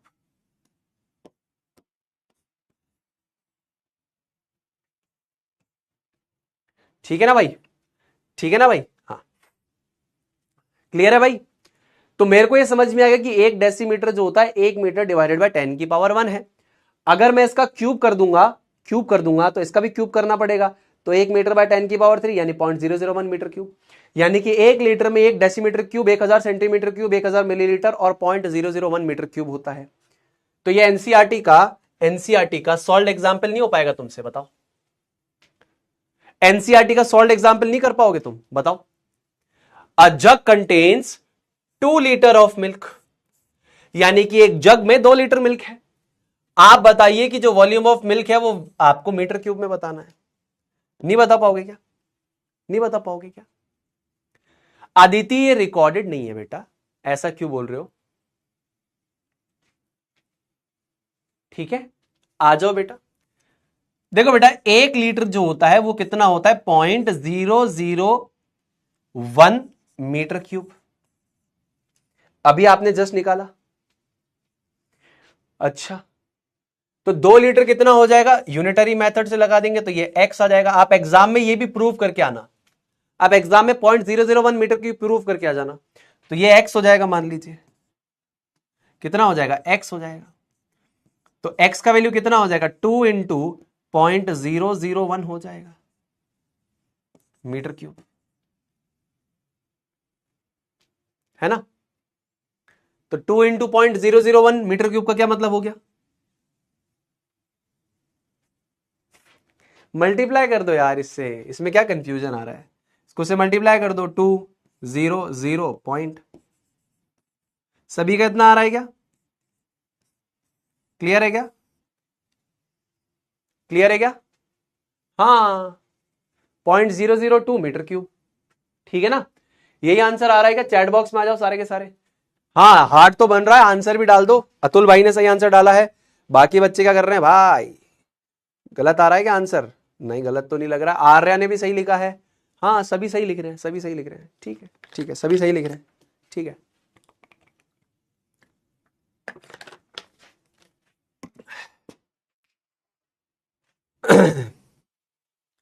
चलो अब बात करते हैं यहां पर टेम्परेचर स्केल्स की।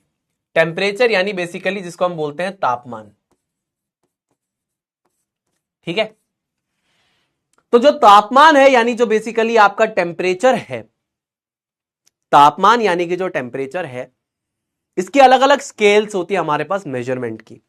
तापमान यानी कि जो टेम्परेचर है, अभी अगर मैं इसकी बात करूं तो डिग्री ऑफ हॉटनेस और कोल्डनेस ऑफ बॉडी, सरल भाषा में डिग्री ऑफ हॉटनेस और कोल्डनेस ऑफ बॉडी, यानी कोई चीज कितनी गर्म या कितनी ठंडी है वो हमें तापमान बताता है। अब इसकी आपको अलग अलग स्केल्स नजर आती है, जिसमें से अगर मैं सेल्सियस की बात करूं, डिग्री सेल्सियस की अगर मैं बात करता हूं, ये पूरी यूनिट है डिग्री सेल्सियस, ठीक है ना। तो जो डिग्री सेल्सियस आपके पास यूनिट है, ये एसआई 22 एसआई डिराइव्ड यूनिट्स का पार्ट है। तो जो आपने 22 एसआई डिराइव्ड यूनिट्स पढ़ी थी, उसमें से एक यूनिट आपकी डिग्री सेल्सियस भी है। तो जो आपने 22 एसआई डिराइव्ड यूनिट्स पढ़ी थी, उसमें से एक आपकी यूनिट है डिग्री सेल्सियस, एक आपकी है फ़ारेनहाइट। फ़ारेनहाइट तो ये यूएस के अंदर बहुत ज्यादा यूज की जाती है, और एक है आपके केल्विन, जो आपकी क्या है, ऐसा यूनिट है टेम्परेचर की। टेम्परेचर स्केल्स में टेम्परेचर का मतलब क्या, कोई चीज कितनी ज्यादा गर्म है कितनी ज्यादा ठंडी है, ये हम किसकी मदद से बताते हैं, टेम्परेचर की मदद से बताते हैं। कितनी गर्म है कितनी ठंडी है, आपने किसी चीज को हाथ लगाया, आपने बोला गर्म है, कितनी गर्म है, कितनी गर्म है, तो वो टेम्परेचर हमारी उस चीज में मदद करता है। तो ये अलग अलग स्केल्स है, लेकिन इस स्केल को अगर आप यूनिवर्स मतलब इस ब्रह्मांड में कहीं पर भी यहां पर बता रहे हैं धरती पे, तो उनके अंदर कुछ कन्वर्जन फैक्टर्स है जिसकी मदद से हम बता देंगे कि अच्छा केल्विन में टेम्परेचर इतना है तो सेल्सियस में इतना होगा, लेकिन मतलब उसका सेम होगा। अगर यहां पर आप केल्विन में बोल रहे हैं 273 केल्विन, तो सेल्सियस में वो 0 डिग्री सेल्सियस है, तो मतलब सेम है, यानी पानी का जो टेम्परेचर है वो दोनों ही केसेस में सेम है।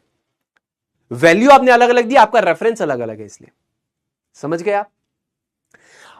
जो बच्चे मेरे से 9th पे पढ़े उनको मैंने खुद की टेम्परेचर स्केल बनाना भी सिखाई है। तो टेम्परेचर स्केल एक लॉजिक से चलती है, आप उसको खुद से भी बना सकते हैं, खुद की भी आप टेम्परेचर स्केल बना सकते हैं, अनटिल एंड अनलेस वो यूनिवर्सली एक्सेप्ट हो जाए। तो देखिए 3 टेम्परेचर स्केल्स है, पहली है degree Celsius 22 SI derived units में आती है, दूसरी है फ़ारेनहाइट जो मेजरली यूएस में यूज की जाती है, और तीसरी है केल्विन जो ऐसा यूनिट ऑफ टेम्परेचर है। अच्छा, ऐसा यूनिट ऑफ टेम्परेचर होने के साथ साथ ये एब्सोल्यूट स्केल ऑफ टेम्परेचर भी है। केल्विन जो है ऐसा यूनिट ऑफ टेम्परेचर होने के साथ साथ बेटा एब्सोल्यूट स्केल ऑफ टेम्परेचर। अब तुम्हारे दिमाग में आ रहा सवाल, एब्सोल्यूट स्केल क्या, एब्सोल्यूट स्केल क्या, एब्सोल्यूट स्केल मैं थर्मोडायनेमिक्स में भी पढ़ाऊंगा, इसके अंदर कोई नेगेटिव वैल्यूज प्रैक्टिकली पॉसिबल नहीं है। मतलब केल्विन में negative temperature impossible to attain है। अब कोई बच्चा आके बोलेगा अभी मैं लिख के दिखाता हूं आपको, तो इसीलिए मैं थ्योरी और प्रैक्टिकल को अलग अलग लिखता हूं। एक बच्चा आएगा, कोई आएगा बोलेगा ये भी देखो सुनील भैया 500 केल्विन थ्योरेटिकली बिल्कुल पॉसिबल, 100 केल्विन अरे बिल्कुल पॉसिबल, 0 केल्विन बिल्कुल पॉसिबल, -500 केल्विन अरे बेटा तेरा मन कर रहा है पेपर पे जितना नेगेटिव में लिखना, -20,000 केल्विन, -6,000 केल्विन, -6 करोड़ केल्विन, जितना मन कर रहा है लिख ले बेटा, कोई दिक्कत नहीं है। प्रैक्टिकली कितना पॉसिबल है, यानी जो हम अटेन कर पाए 500 kelvin yes, 100 kelvin yes, practically तो 0 केल्विन आज तक अटेन नहीं हुआ, यह तो इम्पॉसिबल टू अटेन है। एब्सोलूट टेम्परेचर या एब्सोलूट 0, तो still this is not achieved practically, यानी अभी तक आप 0 केल्विन नहीं अटेन कर पाए हैं। आप सोचिए एग्जैक्ट 0 केल्विन आज तक अटेन नहीं हुआ है, तो -1, -2, -3 केल्विन, -4, -5, -10, -20 कैसे आएगा? तो केल्विन आपकी ऐसी स्केल है जिसके अंदर आपको पॉजिटिव वैल्यूज देखने के लिए मिलती है। तो केल्विन स्केल जो होती है इसे ऐसा यूनिट ऑफ टेम्परेचर कहते हैं, साथ ही साथ ये एब्सोल्यूट स्केल ऑफ टेम्परेचर भी है। एब्सोल्यूट स्केल का मतलब होता है जिसके अंदर नेगेटिव वैल्यू इंपॉसिबल हो, आप ला ही नहीं सकते उसके अंदर नेगेटिव वैल्यू। यहां तक कि अगर आप देखें तो 0 वैल्यू भी प्रैक्टिकली नॉट पॉसिबल। आप यहां पर 0 केल्विन ला सकते हो क्या? मुझे लाके दिखा दो प्रैक्टिकली 0 केल्विन टेम्परेचर अटेन कर दोगे, इसका मतलब पार्टिकल्स का मोशन खत्म हो गया, मूव नहीं कर रहे हो, तो ये पॉसिबल ही नहीं है, ठीक है ना। Still this is not achieved, तो नेगेटिव टेम्परेचर लाना तो इंपॉसिबल हो गया। ठीक है भैया, ये मुझे याद रहेगी, थर्मोडायनेमिक्स में काम आएगा ये। अब देखिए इनके बीच में कुछ रिश्तेदारियां हैं जो कन्वर्जन पैरामीटर है, जो आपको पता होने चाहिए। यूजुअली मैं वो डिराइव करवाता हूं, लेकिन उसको डिराइव कराने के लिए हमें 1 घंटा चाहिए, जिसका कोई मतलब नहीं है आउटपुट का, तो मैं डायरेक्टली इनके बीच में रिलेशनशिप लिख देता हूं। अगर आपको फ़ारेनहाइट से सेल्सियस या सेल्सियस से फ़ारेनहाइट में जाना है, तो इनके बीच में एक रिश्ता है, degree Fahrenheit is equal to 9/5 degree Celsius plus 32, ठीक है। अच्छा, यहां पर एक रूल और बताना चाहूंगा मैं, NIST का रूल और एक और नियम कायदा कानून और बताना चाहूंगा। जब भी आप इसको लिखते हैं तो ऐसे लिखना है 25 स्पेस, ये पूरी यूनिट है डिग्री सेल्सियस। भैया यहां पे तो डिग्री आ रहा है, अरे पर डिग्री सेल्सियस खुद में एक यूनिट है, समझ गए आप। तो यहां पर पहले वाला नियम कायदा कानून लगेगा, यानी न्यूमेरिकल वैल्यू स्पेस और फिर यूनिट, याद रखना, ठीक है। तो इसको ऐसे लिखते हैं, उसी प्रकार इसमें भी डिग्री फ़ारेनहाइट लगता है। इनका कन्वर्जन क्या होता है, degree Fahrenheit is equals to 9/5 degree Celsius plus 32, and kelvin से अगर सेल्सियस में जाना है तो 273 प्लस डिग्री सेल्सियस। तो ये 2 इंपॉर्टेंट चीजें हैं जिनको मैं चाहूंगा कि आप याद रखें, कन्वर्जन के लिए बहुत इंपॉर्टेंट है, ठीक है, क्लियर है बात। तो टेम्परेचर की जो स्केल्स हैं, यानी यहां पर टेम्परेचर का मतलब है कोई बॉडी कितनी ज्यादा गर्म है या कितनी ज्यादा ठंडी है, ठीक है सुनील भैया। अच्छा बेटा, डिग्री सेल्सियस जो यूनिट है 22 SI डिराइव्ड यूनिट्स में से एक यूनिट है। जब आप इसको लिखते हैं तो ये आपका numerical value, then space and then आपकी यूनिट पूरी की पूरी degree Celsius. Talking about Fahrenheit, ये यूएस में अभी भी यूज होती है डिग्री फ़ारेनहाइट। डिग्री फ़ारेनहाइट और सेल्सियस के बीच में ये रिलेशनशिप है। उसी प्रकार केल्विन जो है ऐसा यूनिट ऑफ टेम्परेचर है, एब्सोल्यूट स्केल है, मतलब इसमें नेगेटिव वैल्यूज लाना इंपॉसिबल टू अटेन है। केल्विन और सेल्सियस के बीच की रिलेशनशिप ये है, समझा पाया, रिलेट करवा पाया, ठीक है, बहुत बढ़िया।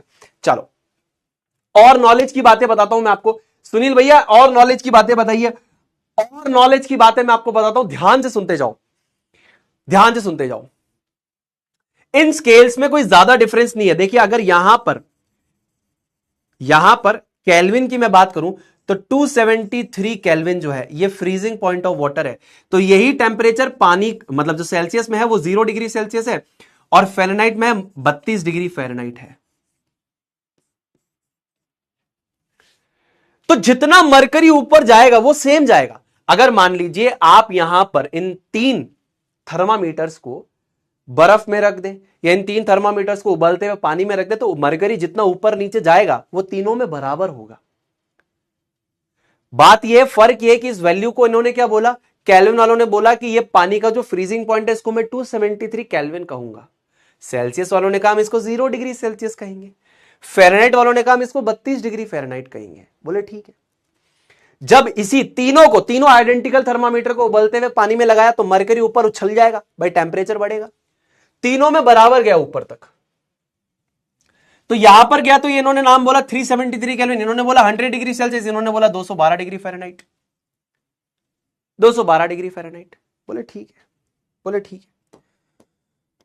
तो इनके बीच में डिस्टेंस कितना है? देखिए यहां से लेकर यहां तक अगर आप देखेंगे तो कितनी वैल्यूज का डिफरेंस है टोटल?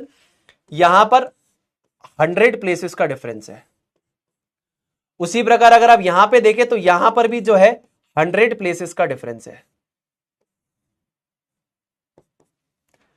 यहां से यहां तक कितना डिफरेंस है? 273 या 373 माइनस 273, 100 यूनिट्स का डिफरेंस है। 100 डिग्री सेल्सियस 0 डिग्री सेल्सियस के बीच में 100 का डिफरेंस है।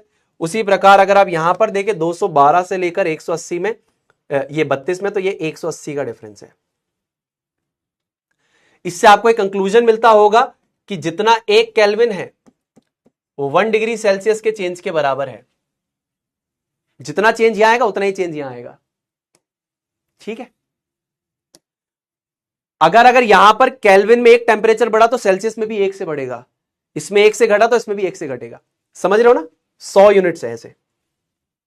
अगर मान लीजिए यहां पे 0 डिग्री सेल्सियस, यहां पे 273 केल्विन है, अगर मैंने बोला कि आपका टेंपरेचर 1 यूनिट से बढ़ा तो यहां पे 274 केल्विन हो जाएगा, तो यहां पर कितना हो जाएगा? 1 डिग्री सेल्सियस। यहां पर 275 हो जाएगा तो यहां पे हो जाएगा 3 डिग्री सेल्सियस, 2 डिग्री सेल्सियस। तो 2 यूनिट से बढ़ा तो ये 2 यूनिट से बढ़ेगा, 3 यूनिट से बढ़ा तो 3 यूनिट से बढ़ेगा, क्योंकि ये 100 बराबर है। ये बेसिक सी बातें समझ में आ रही है क्या? तो जितना मरकरी यहां पर ऊपर और नीचे जाएगा तीनों में बराबर है। इन्होंने बस यहां पर फ्रीजिंग पॉइंट टेंपरेचर को 273 केल्विन बोला, इन्होंने 0 डिग्री सेल्सियस, इन्होंने 32 डिग्री फ़ारेनहाइट बोला है। बॉइलिंग पॉइंट को 373 केल्विन, 100 डिग्री सेल्सियस या 212 डिग्री फ़ारेनहाइट बोला है। समझ में आ रहा है क्या? ऐसे ह्यूमन बॉडी का टेंपरेचर कितना होता है? नॉर्मल ह्यूमन बॉडी टेंपरेचर, आप देखो सवाल पूछूंगा, नॉर्मल ह्यूमन बॉडी का जो तापमान होता है 37 डिग्री सेल्सियस होता है, और यही फ़ारेनहाइट में आपका 98.6 डिग्री फ़ारेनहाइट होता है, और यही केल्विन में 310 केल्विन होता है। अब मुझे बताओ, जब तुम्हें बुखार आता है तो तुम्हारा टेंपरेचर तुम डिग्री सेल्सियस में बताते हो या डिग्री फ़ारेनहाइट में बताते हो? यूजुअली जब तुम कहते हो ना 104 डिग्री बुखार है, सो ये 104 डिग्री के बाद यूनिट क्या है? डिग्री सेल्सियस या डिग्री फ़ारेनहाइट?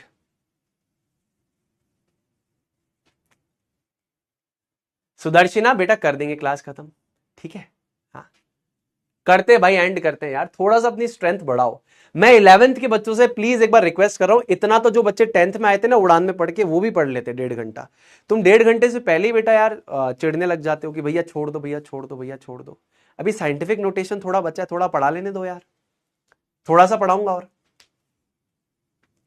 तो जो आप ये टेम्परेचर मेजर करते हो ना कि 104 डिग्री अगर बुखार आ रहा है तो वो फ़ारेनहाइट में होता है बेटा। किस में होता है? फ़ारेनहाइट में। ये नॉलेज के लिए बता रहा हूं। पता चला बोल रहे हो 104 डिग्री सेल्सियस बुखार है, तो सामने वाला कहेगा बेटा तेरा शरीर जिंदा कैसे, फट कैसे नहीं गया तेरा शरीर? नॉर्मल बॉडी टेम्परेचर जो हमारी बॉडी का है 37 डिग्री सेल्सियस होता है, और फ़ारेनहाइट में 98.6 फ़ारेनहाइट होता है, केल्विन में 310 होता है। ये चीजें अब जो थर्मामीटर में, अगर ये 3 थर्मामीटर्स अपने पास है, तीनों सेम है, ये केल्विन है, ये सेल्सियस है, फ़ारेनहाइट है, तो तीनों में जो थर्मामीटर उठेगा, थर्मामीटर में जो मरकरी उठेगा वो सेम उठेगा। मतलब ये मान लो मुझे बुखार है तो मैंने इसको लगाया, मरकरी इसमें मान लो इतने लेंथ पे उठा, इसमें भी इतने लेंथ पे उठेगा, इसमें भी इतने लेंथ पे उठेगा। ये मान लीजिए यहां पर बोल रहा होगा 310, ये कह रहा होगा 37, ये कह रहा होगा 98.6, जब नॉर्मल है, जब नॉर्मल है।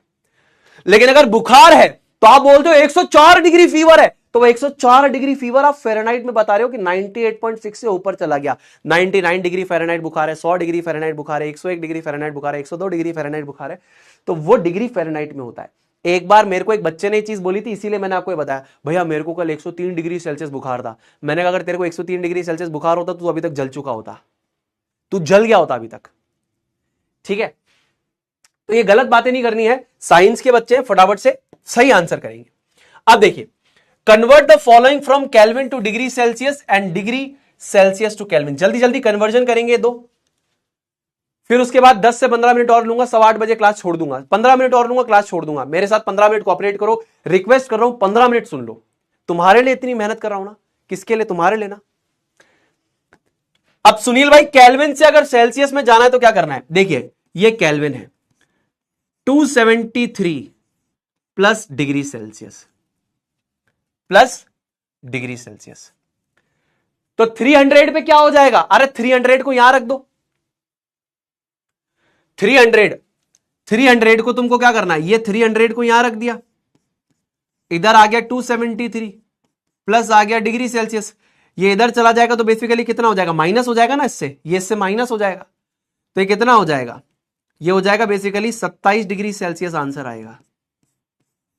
सही है क्या, 27 डिग्री सेल्सियस आंसर आएगा। Convert the following from kelvin to degree Celsius and degree Celsius to kelvin.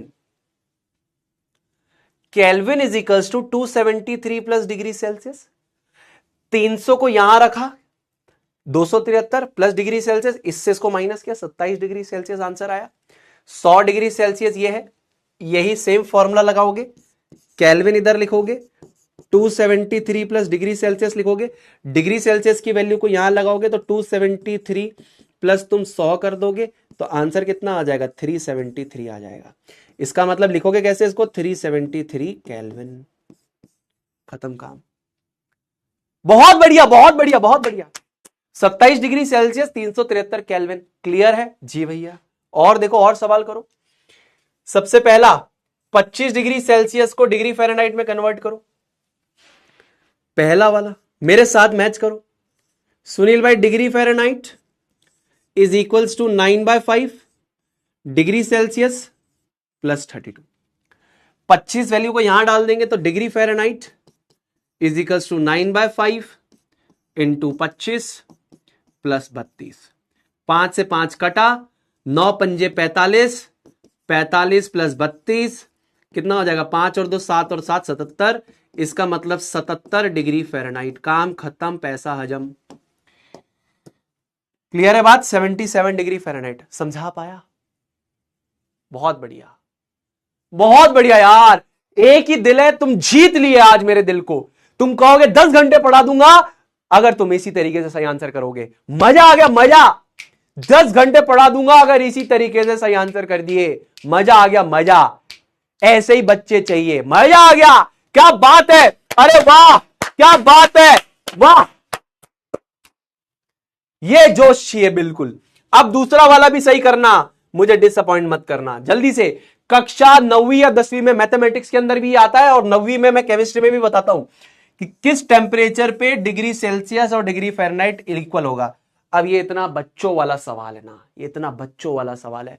ये दोनों टेम्परेचर स्केल कब इक्वल होगी, अरे कब इंटरसेक्ट करेगी आपस में, आपस में इंटरसेक्ट कब करेगी। इक्वल का मतलब क्या है, इंटरसेक्ट, यानी आपस में, ये आपस में कब इंटरसेक्ट करती है, इनकी एक वैल्यू सेम आती है, एक वैल्यू सेम आती है। कौन सी है वो, अरे मैं दोनों को सेम मान लेता हूं यार, मैं x मान लेता हूं दोनों को। तो x is equals to 9/5 into x और x मान लेता हूं, प्लस 32 लिख देता हूं। ठीक है, तो x क्या हो जाएगा, ये 9x, एलसीएम लेंगे तो 32 इंटू 5, 5 दूनी 10, 0 हासिल आ गया 1, 5 दिया 15 और 1 16 बटे में हो गया 5। ये 5 इधर जाएगा तो 5x is equals to 9x plus 160, ये हो जाएगा माइनस का 4x इज इक्वल्स टू 160। ये 40 बार कटेगा तो x की वैल्यू कितनी आ गई, -40 आ गई ना।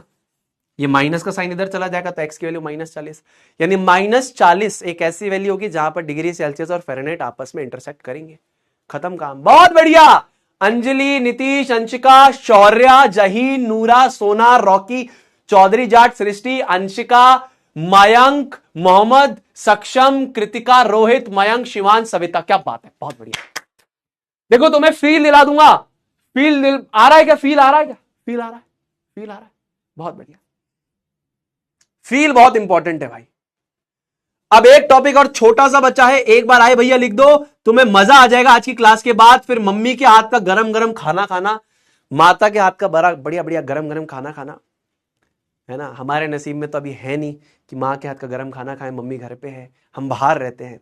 तुम घर पे हो, उस चीज़ का एडवांटेज उठाओ, मम्मी के हाथ का गरम गरम खाना खाओ, 10 मिनट और पढ़ो, फिर आराम से जाना और मम्मी के हाथ का गरम खाना खाना। भैया आपसे रिक्वेस्ट कर रहे हैं, प्लीज़ देख लो सेशन को, आप ही के अच्छे के लिए है, मेरा इसमें कोई फायदा नहीं है। अगर नहीं देखोगे तो इसमें तेरा घाटा, मेरा कुछ नहीं जाता। मैं तो यहां मेहनत करने के लिए आया हूं, क्योंकि मुझे पता है स्टार्टिंग की चीजें नहीं पढ़ाई जाती, तो तुम्हारे लिए मदद कर रहा हूं, मेहनत कर रहा हूं। कर लोगे तो तुम्हारा ही भला है भाई। आ जाओ साइंटिफिक नोटेशन पे आते हैं। अब ये इसकी जरूरत क्या है, देखो पहले जरूरत समझेंगे। मैं तुमको इसलिए नहीं पढ़ाऊंगा कि ये क्या है, पहले जरूरत समझो। Why why why why why, तो पहले वाई पे आंसर करते हैं, वाई का आंसर करते हैं। अब देखो ध्यान से सुनना, कोई आया मेरे को बोला कि 1 दर्जन केले, तो मैंने कहा 1 दर्जन मतलब कि 12 केले। उसने कहा बहुत बढ़िया, बहुत आसान। किसी ने कहा 1 स्कोर बनानास, मैंने कहा 1 स्कोर के अंदर तो 20 बनाना होते। कह रहा मजा आ गया। कोई कह रहा 1 ग्रॉस बनानास, मैंने कहा भैया 144 बनाना। क्या बात है, अब तुमने बहुत है खेला, अब बेटा हम खेलेंगे। कहा पूछा तुमने, कब 1 दर्जन बनाना तो कब 12, कब 1 स्कोर बनाना तो कब 20, कब 1 ग्रोस बनाना तो कब 144। कब आप सुनील भैया खेलेंगे, अब सुनील भैया खेलेंगे। अब देखो, अब तुम बताओ रे राजा बेटा, ये कैसे लिखोगे। अरे मम्मी मैं तो डर गया, ओ मैया ये का देख लिया मैं, ये का देख लियो मैं, ये कई है भाई साहब, ये कई है भाई साहब, कई चाल रहा भाई साहब, कई चाल रहे भाई साहब, हो मैया ये को देख लियो मैं।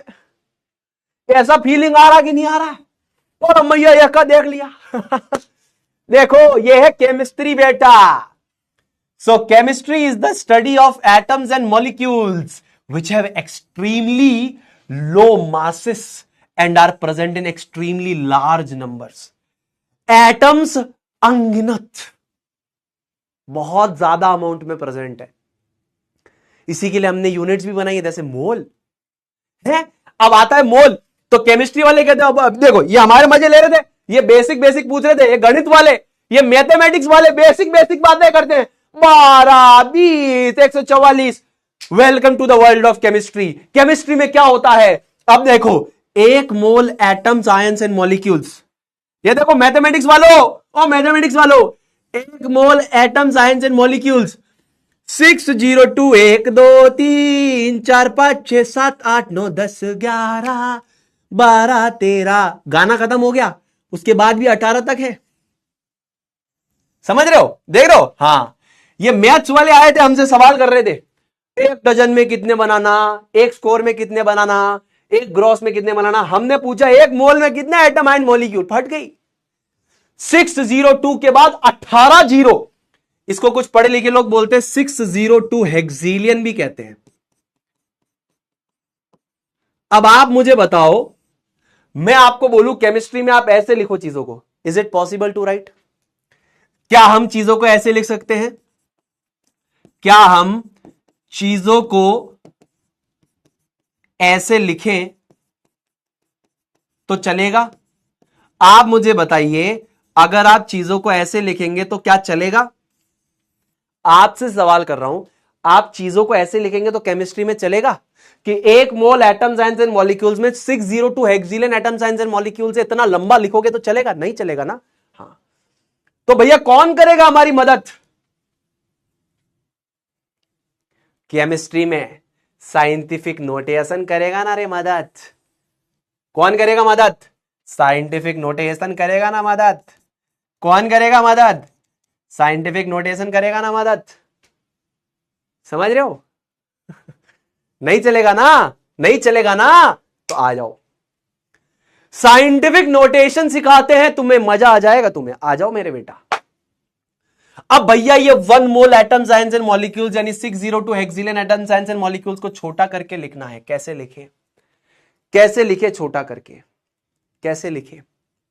समझिए कैसे लिखना है। So numbers like these are represented in the form of n into 10 की पावर n। इतने बड़े नंबर को आप n इंटू 10 की पावर n यानी एक्सपोनेंशियल नोटेशन में लिख सकते हैं। आप इन नंबर्स को कैसे रिप्रेजेंट कर सकते हैं? आप इन नंबर्स को एक्सपोनेंशियल नोटेशन की मदद से लिख सकते हैं, यानी n इंटू 10 की पावर n की मदद से आप इनको लिख सकते हैं, जहां पर n जो है वो आपका एक्सपोनेंट है और वो पॉजिटिव या नेगेटिव वैल्यूज होल्ड कर सकता है। यानी ये 10 की पावर जो n है, ये 10 की पावर -1 -2 -3 -4, 10 की पावर +1 +2 +3 +4 हो सकती है। जो n है यहां पर एन आपका जो है वो डिजिट टर्म कहलाता है और इसकी जो वैल्यू है वो 1.00 से लेकर 9.999 तक रहती है। इसका क्या मतलब है? इसका क्या मतलब है? What is the meaning of this? ये क्या है? क्या मतलब है इसका? समझिए, आपको इसको किस फॉर्म में लाना है। जब आप साइंटिफिक नोटेशन लिखेंगे तो आपको इसको किस फॉर्म में लिखना होता है? n इंटू 10 की पावर n। तो ये n की वैल्यू कहां तक आती है? जब भी आप इसको लिखें तो ये a के बाद b c जो भी है d आगे चलता जा रहा है, ठीक है। डेसिमल के लेफ्ट साइड पे 1 नॉन जीरो डिजिट होना चाहिए। क्या बोला मैंने?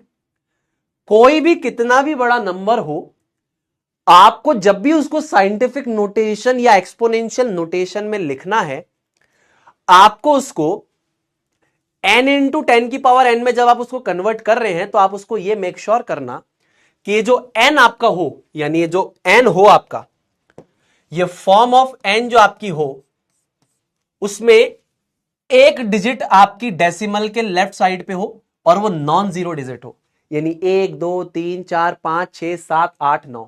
इसीलिए यहां पे लिखा हुआ है 1 से लेकर 9 तक। और ये जो डेसिमल में प्लेसेस हैं वो 000 से लेकर कहां तक हो सकती हैं? 999 तक हो सकती हैं। ये किताब में लिखा है, बच्चों को समझ ही नहीं आता। तो इसका रियल मतलब क्या है कि जब भी आप n इंटू 10 की पावर n में लिखेंगे तो ये जो n का फॉर्म है वो कैसा होगा कि डेसिमल के लेफ्ट साइड पे एक नॉन जीरो डिजिट होगी, वो 1 से लेकर 9 तक हो सकती है, क्योंकि एक ही डिजिट रखना है। 10 मत लिख देना, 10 लिख दोगे तो 2 डिजिट हो जाएगी डेसिमल के बाद, एक डिजिट। तो डेसिमल के लेफ्ट साइड में, डेसिमल के लेफ्ट साइड में एक डिजिट होनी चाहिए। तो 1 से लेकर 9 तक मिनिमम ये 000 से लेके डेसिमल की प्लेस मैक्सिमम 999 तक जा सकती है, क्योंकि अगर 999 का +1 कर दिया यानी +0.001 कर दिया तो ये 10 हो जाएगा। तो यहां तक इसकी रेंज रहती है, ठीक है। अब इसकी मैं आपको एक ट्रिक भी बता देता हूं, ट्रिक भी बताता हूं और फिर इसी ट्रिक से सॉल्व कराऊंगा। सुनना, सिर्फ 2 मिनट और लूंगा ध्यान से। ट्रिक क्या है? लोकेश और प्रतीक, लोकेश प्रतीक रोज नहाए, लोकेश प्रतीक रोज नहाए। इतनी ज्यादा गर्मी है कि लोकेश प्रतीक रोज नहाए, लोकेश और प्रतीक रोज नहाए। तो जब भी आप डेसिमल को, डेसिमल इज शिफ्टेड, अगर आप लेफ्ट में डेसिमल को शिफ्ट करते हो तो 10 की पावर पॉजिटिव होगी, अगर आप डेसिमल को राइट में शिफ्ट करते हो तो 10 की पावर नेगेटिव होगी। डेसिमल को अगर आप लेफ्ट में शिफ्ट करते हो तो 10 की पावर पॉजिटिव होगी, डेसिमल को अगर आपने राइट में शिफ्ट किया तो 10 की पावर नेगेटिव होगी। आइए इस नंबर को छोटा करते हैं, आइए इस नंबर को छोटा करते हैं, ये वाले नंबर को। आइए देखिए, मैं आपको सिखाता हूं, पूरा फोकस यहां। अब देखिए यहां पर डेसिमल कहीं नहीं है ना, तो इसका मतलब है सबसे आखिरी में आपको लगाना है डेसिमल। अब हमें इसको किस फॉर्म में लिखना है? n इंटू 10 की पावर n, जिसमें यहां पर सिर्फ एक नंबर होना चाहिए डेसिमल के लेफ्ट में जो नॉन जीरो हो। मतलब मैं डेसिमल को कितना खिसकाऊंगा? देखो, 1 2 3 4 5 6 7 8 9 10 11 12 13 14 15 16 17 18 19 20 21 22 23, 23 पॉइंट खिसका दिया। तो जब आपने इसको 23 पॉइंट्स यहां पे शिफ्ट किया तो ये हो जाएगा 6.02 into n into 10 raise to the power, left जाओगे तो पॉजिटिव, पॉजिटिव। क्या हुआ? अगर लेफ्ट जाओगे तो पॉजिटिव। देखो ये रहा डेसिमल, ध्यान से सुन रहे हो? सारे के सारे बच्चों के कान खुले हैं। देखो 1 2 3 4 5 6 7 8 9 10 11 12 13 14 15 16 17 18 19 20 21 22 23। लेफ्ट जाओगे तो पॉजिटिव, लेफ्ट जाएंगे तो 10 की पावर पॉजिटिव, राइट जाएंगे तो 10 की पावर नेगेटिव। n इंटू 10 की पावर n में कन्वर्ट कर दिया। किस फॉर्म में है? n इंटू 10 की पावर n, n इंटू 10 की पावर n। क्या बात है। एक सवाल लगाएंगे अब। ये तो हो गया, चलो ये सवाल लगाएंगे सारे के सारे। ये एनसीईआरटी एक्सरसाइज के हैं, आ जाओ मेरे साथ साथ लगाओ। ये सवाल लगाएंगे सारे के सारे, फिर आप घर जाएंगे आराम से आराम करेंगे। जैसे मान लीजिए अब ये लिखा हुआ है 0.0048, तो मैंने आपको क्या बोला, इसको आपको अगर साइंटिफिक नोटेशन या एक्सपोनेंशियल नोटेशन में लिखना है तो डेसिमल के एक इस तरफ एक नॉन जीरो नंबर होना चाहिए। अब डेसिमल के इधर क्या है? जीरो है, मतलब हमें डेसिमल को कहां खिसकाना पड़ेगा? 1 2 3। अगर मैंने इसको 3 प्लेस शिफ्ट किया तो ये हो जाएगा 4.8। राइट में शिफ्ट करोगे तो 10 का पावर नेगेटिव, 1 2 3, कितना? 1 2 3, 3 प्लेस शिफ्ट किया तो 10 की पावर -3। वंशिका ने सही किया। बस इसके बाद खत्म करूंगा, इसके बाद 2 मिनट में खत्म करूंगा, इसके बाद खत्म करूंगा। देख रहे हो ना तुम? मैंने तुमको क्या बोला? तुमको n इंटू 10 की पावर n में कन्वर्ट करना है, n इंटू 10 की पावर n में कन्वर्ट करना है, जहां पे तुम्हारा जो n है वो है a b c d into 10 की पावर n की फॉर्मेट में। तो यहां पर जो तुम्हारा ये नंबर होगा ये नॉन जीरो नंबर होना चाहिए, नॉन जीरो डिजिट। समझ में आ रहा है क्या? n इंटू 10 की पावर n यानी कि a dot B C D into 10 की पावर n, ये a नॉन जीरो डिजिट होनी चाहिए, ऐसा होना चाहिए। अब इसको करो, देखो आ जाओ, देखो मैं सिखा रहा हूं, ध्यान से देखो ध्यान से देखो ध्यान से देखो। अब यहां पर इधर डेसिमल लग जाएगा तो डेसिमल नहीं है, तो अब देखो 1 2 3 4 5, 2.34 into 10 raise to the power 5। 1 2 3 4 5। Left जाएंगे तो पावर जो हो जाएगी पॉजिटिव, राइट जाएंगे तो पावर हो जाएगी नेगेटिव। राइट गए तो नेगेटिव, लेफ्ट गए तो पॉजिटिव। इधर देखो, इधर भी डेसिमल यहां लगेगा तो 1 2 3, कितना हो जाएगा? 8.008 to 10 raise to the power -3। इधर देखो ये रहा डेसिमल, ये रहा डेसिमल, 1 2, लेफ्ट साइड में गया तो 5.000 into 10 raise to the power 2। कितनी प्लेसेस गया? 1 2 प्लेस गया। 2 प्लेस शिफ्ट किया तो 10 की पावर 2, 3 प्लेस शिफ्ट किया 10 की पावर, एक second, my mistake, my bad, 10 की पावर 3। सॉरी, अगर आप डेसिमल को लेफ्ट साइड पे मूव करेंगे तो पावर पॉजिटिव, मूव करेंगे तो पावर पॉजिटिव, मूव करेंगे तो पावर पॉजिटिव। इधर राइट साइड पे करेंगे तो पावर नेगेटिव।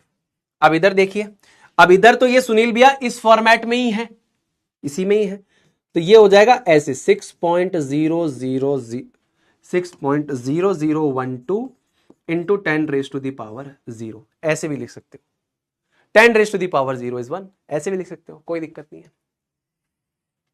तो इसको आप फर्दर इक्वल करके क्या लिख दोगे? ये तो यही हो गया 6.0012, ठीक है ना?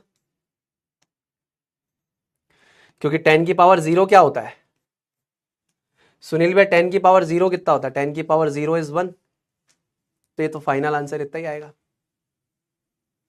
ठीक है, क्लियर है भाई? क्लियर है? चलो,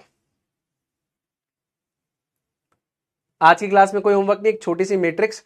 एक बार आए भैया लिख देना, फटाफट से छोड़ूंगा जल्दी से। एक बार आए भैया लिख दो। लेक्चर थोड़े लंबे हो रहे हैं, अब इनको छोटा करेंगे। फटाफट से बता दो यहां तक समझ में आया क्या? एक बार मेरी तुम्हारे साथ ग्रिप बैठ जाए फिर सेशंस को छोटा करूंगा, ठीक है? क्लियर है? हाँ, अब छुट्टी, अब छुट्टी, अब जा सकते हो, अब जा सकते हो। एक बार आए लिख दो भाई। देखो मैं अपने एंड से पूरी कोशिश कर रहा हूं तुम्हारे लिए अच्छा कंटेंट लेके आऊं, कोशिश को एक डायरेक्शन जरूर देना, बस यही बोलूंगा। रिक्वेस्ट कर सकता हूं, जबरदस्ती नहीं। तो आपकी एफिशिएंसी बढ़ाने के लिए, आपकी प्रोडक्टिविटी बढ़ाने के लिए आइजनहोवर मैट्रिक्स को मैं यहां पर लेकर आया हूं। आइजनहोवर मैट्रिक्स जो होती है इसकी मदद से आप चीजों को 4 तरीकों में बांटते हैं। पहला अर्जेंट, दूसरा नॉट अर्जेंट, तीसरा इंपॉर्टेंट एंड नॉट इंपॉर्टेंट। ये 4 मैट्रिसेस है। यानी कुछ काम इंपॉर्टेंट और अर्जेंट दोनों हो सकते हैं, यानी जरूरी भी है और अति आवश्यक भी उसी समय करना है। कैसे? पढ़ाई करनी है, सुनील भैया की क्लास में पढ़ाई करनी है, ये इंपॉर्टेंट भी और अर्जेंट भी है, उसी समय करनी है।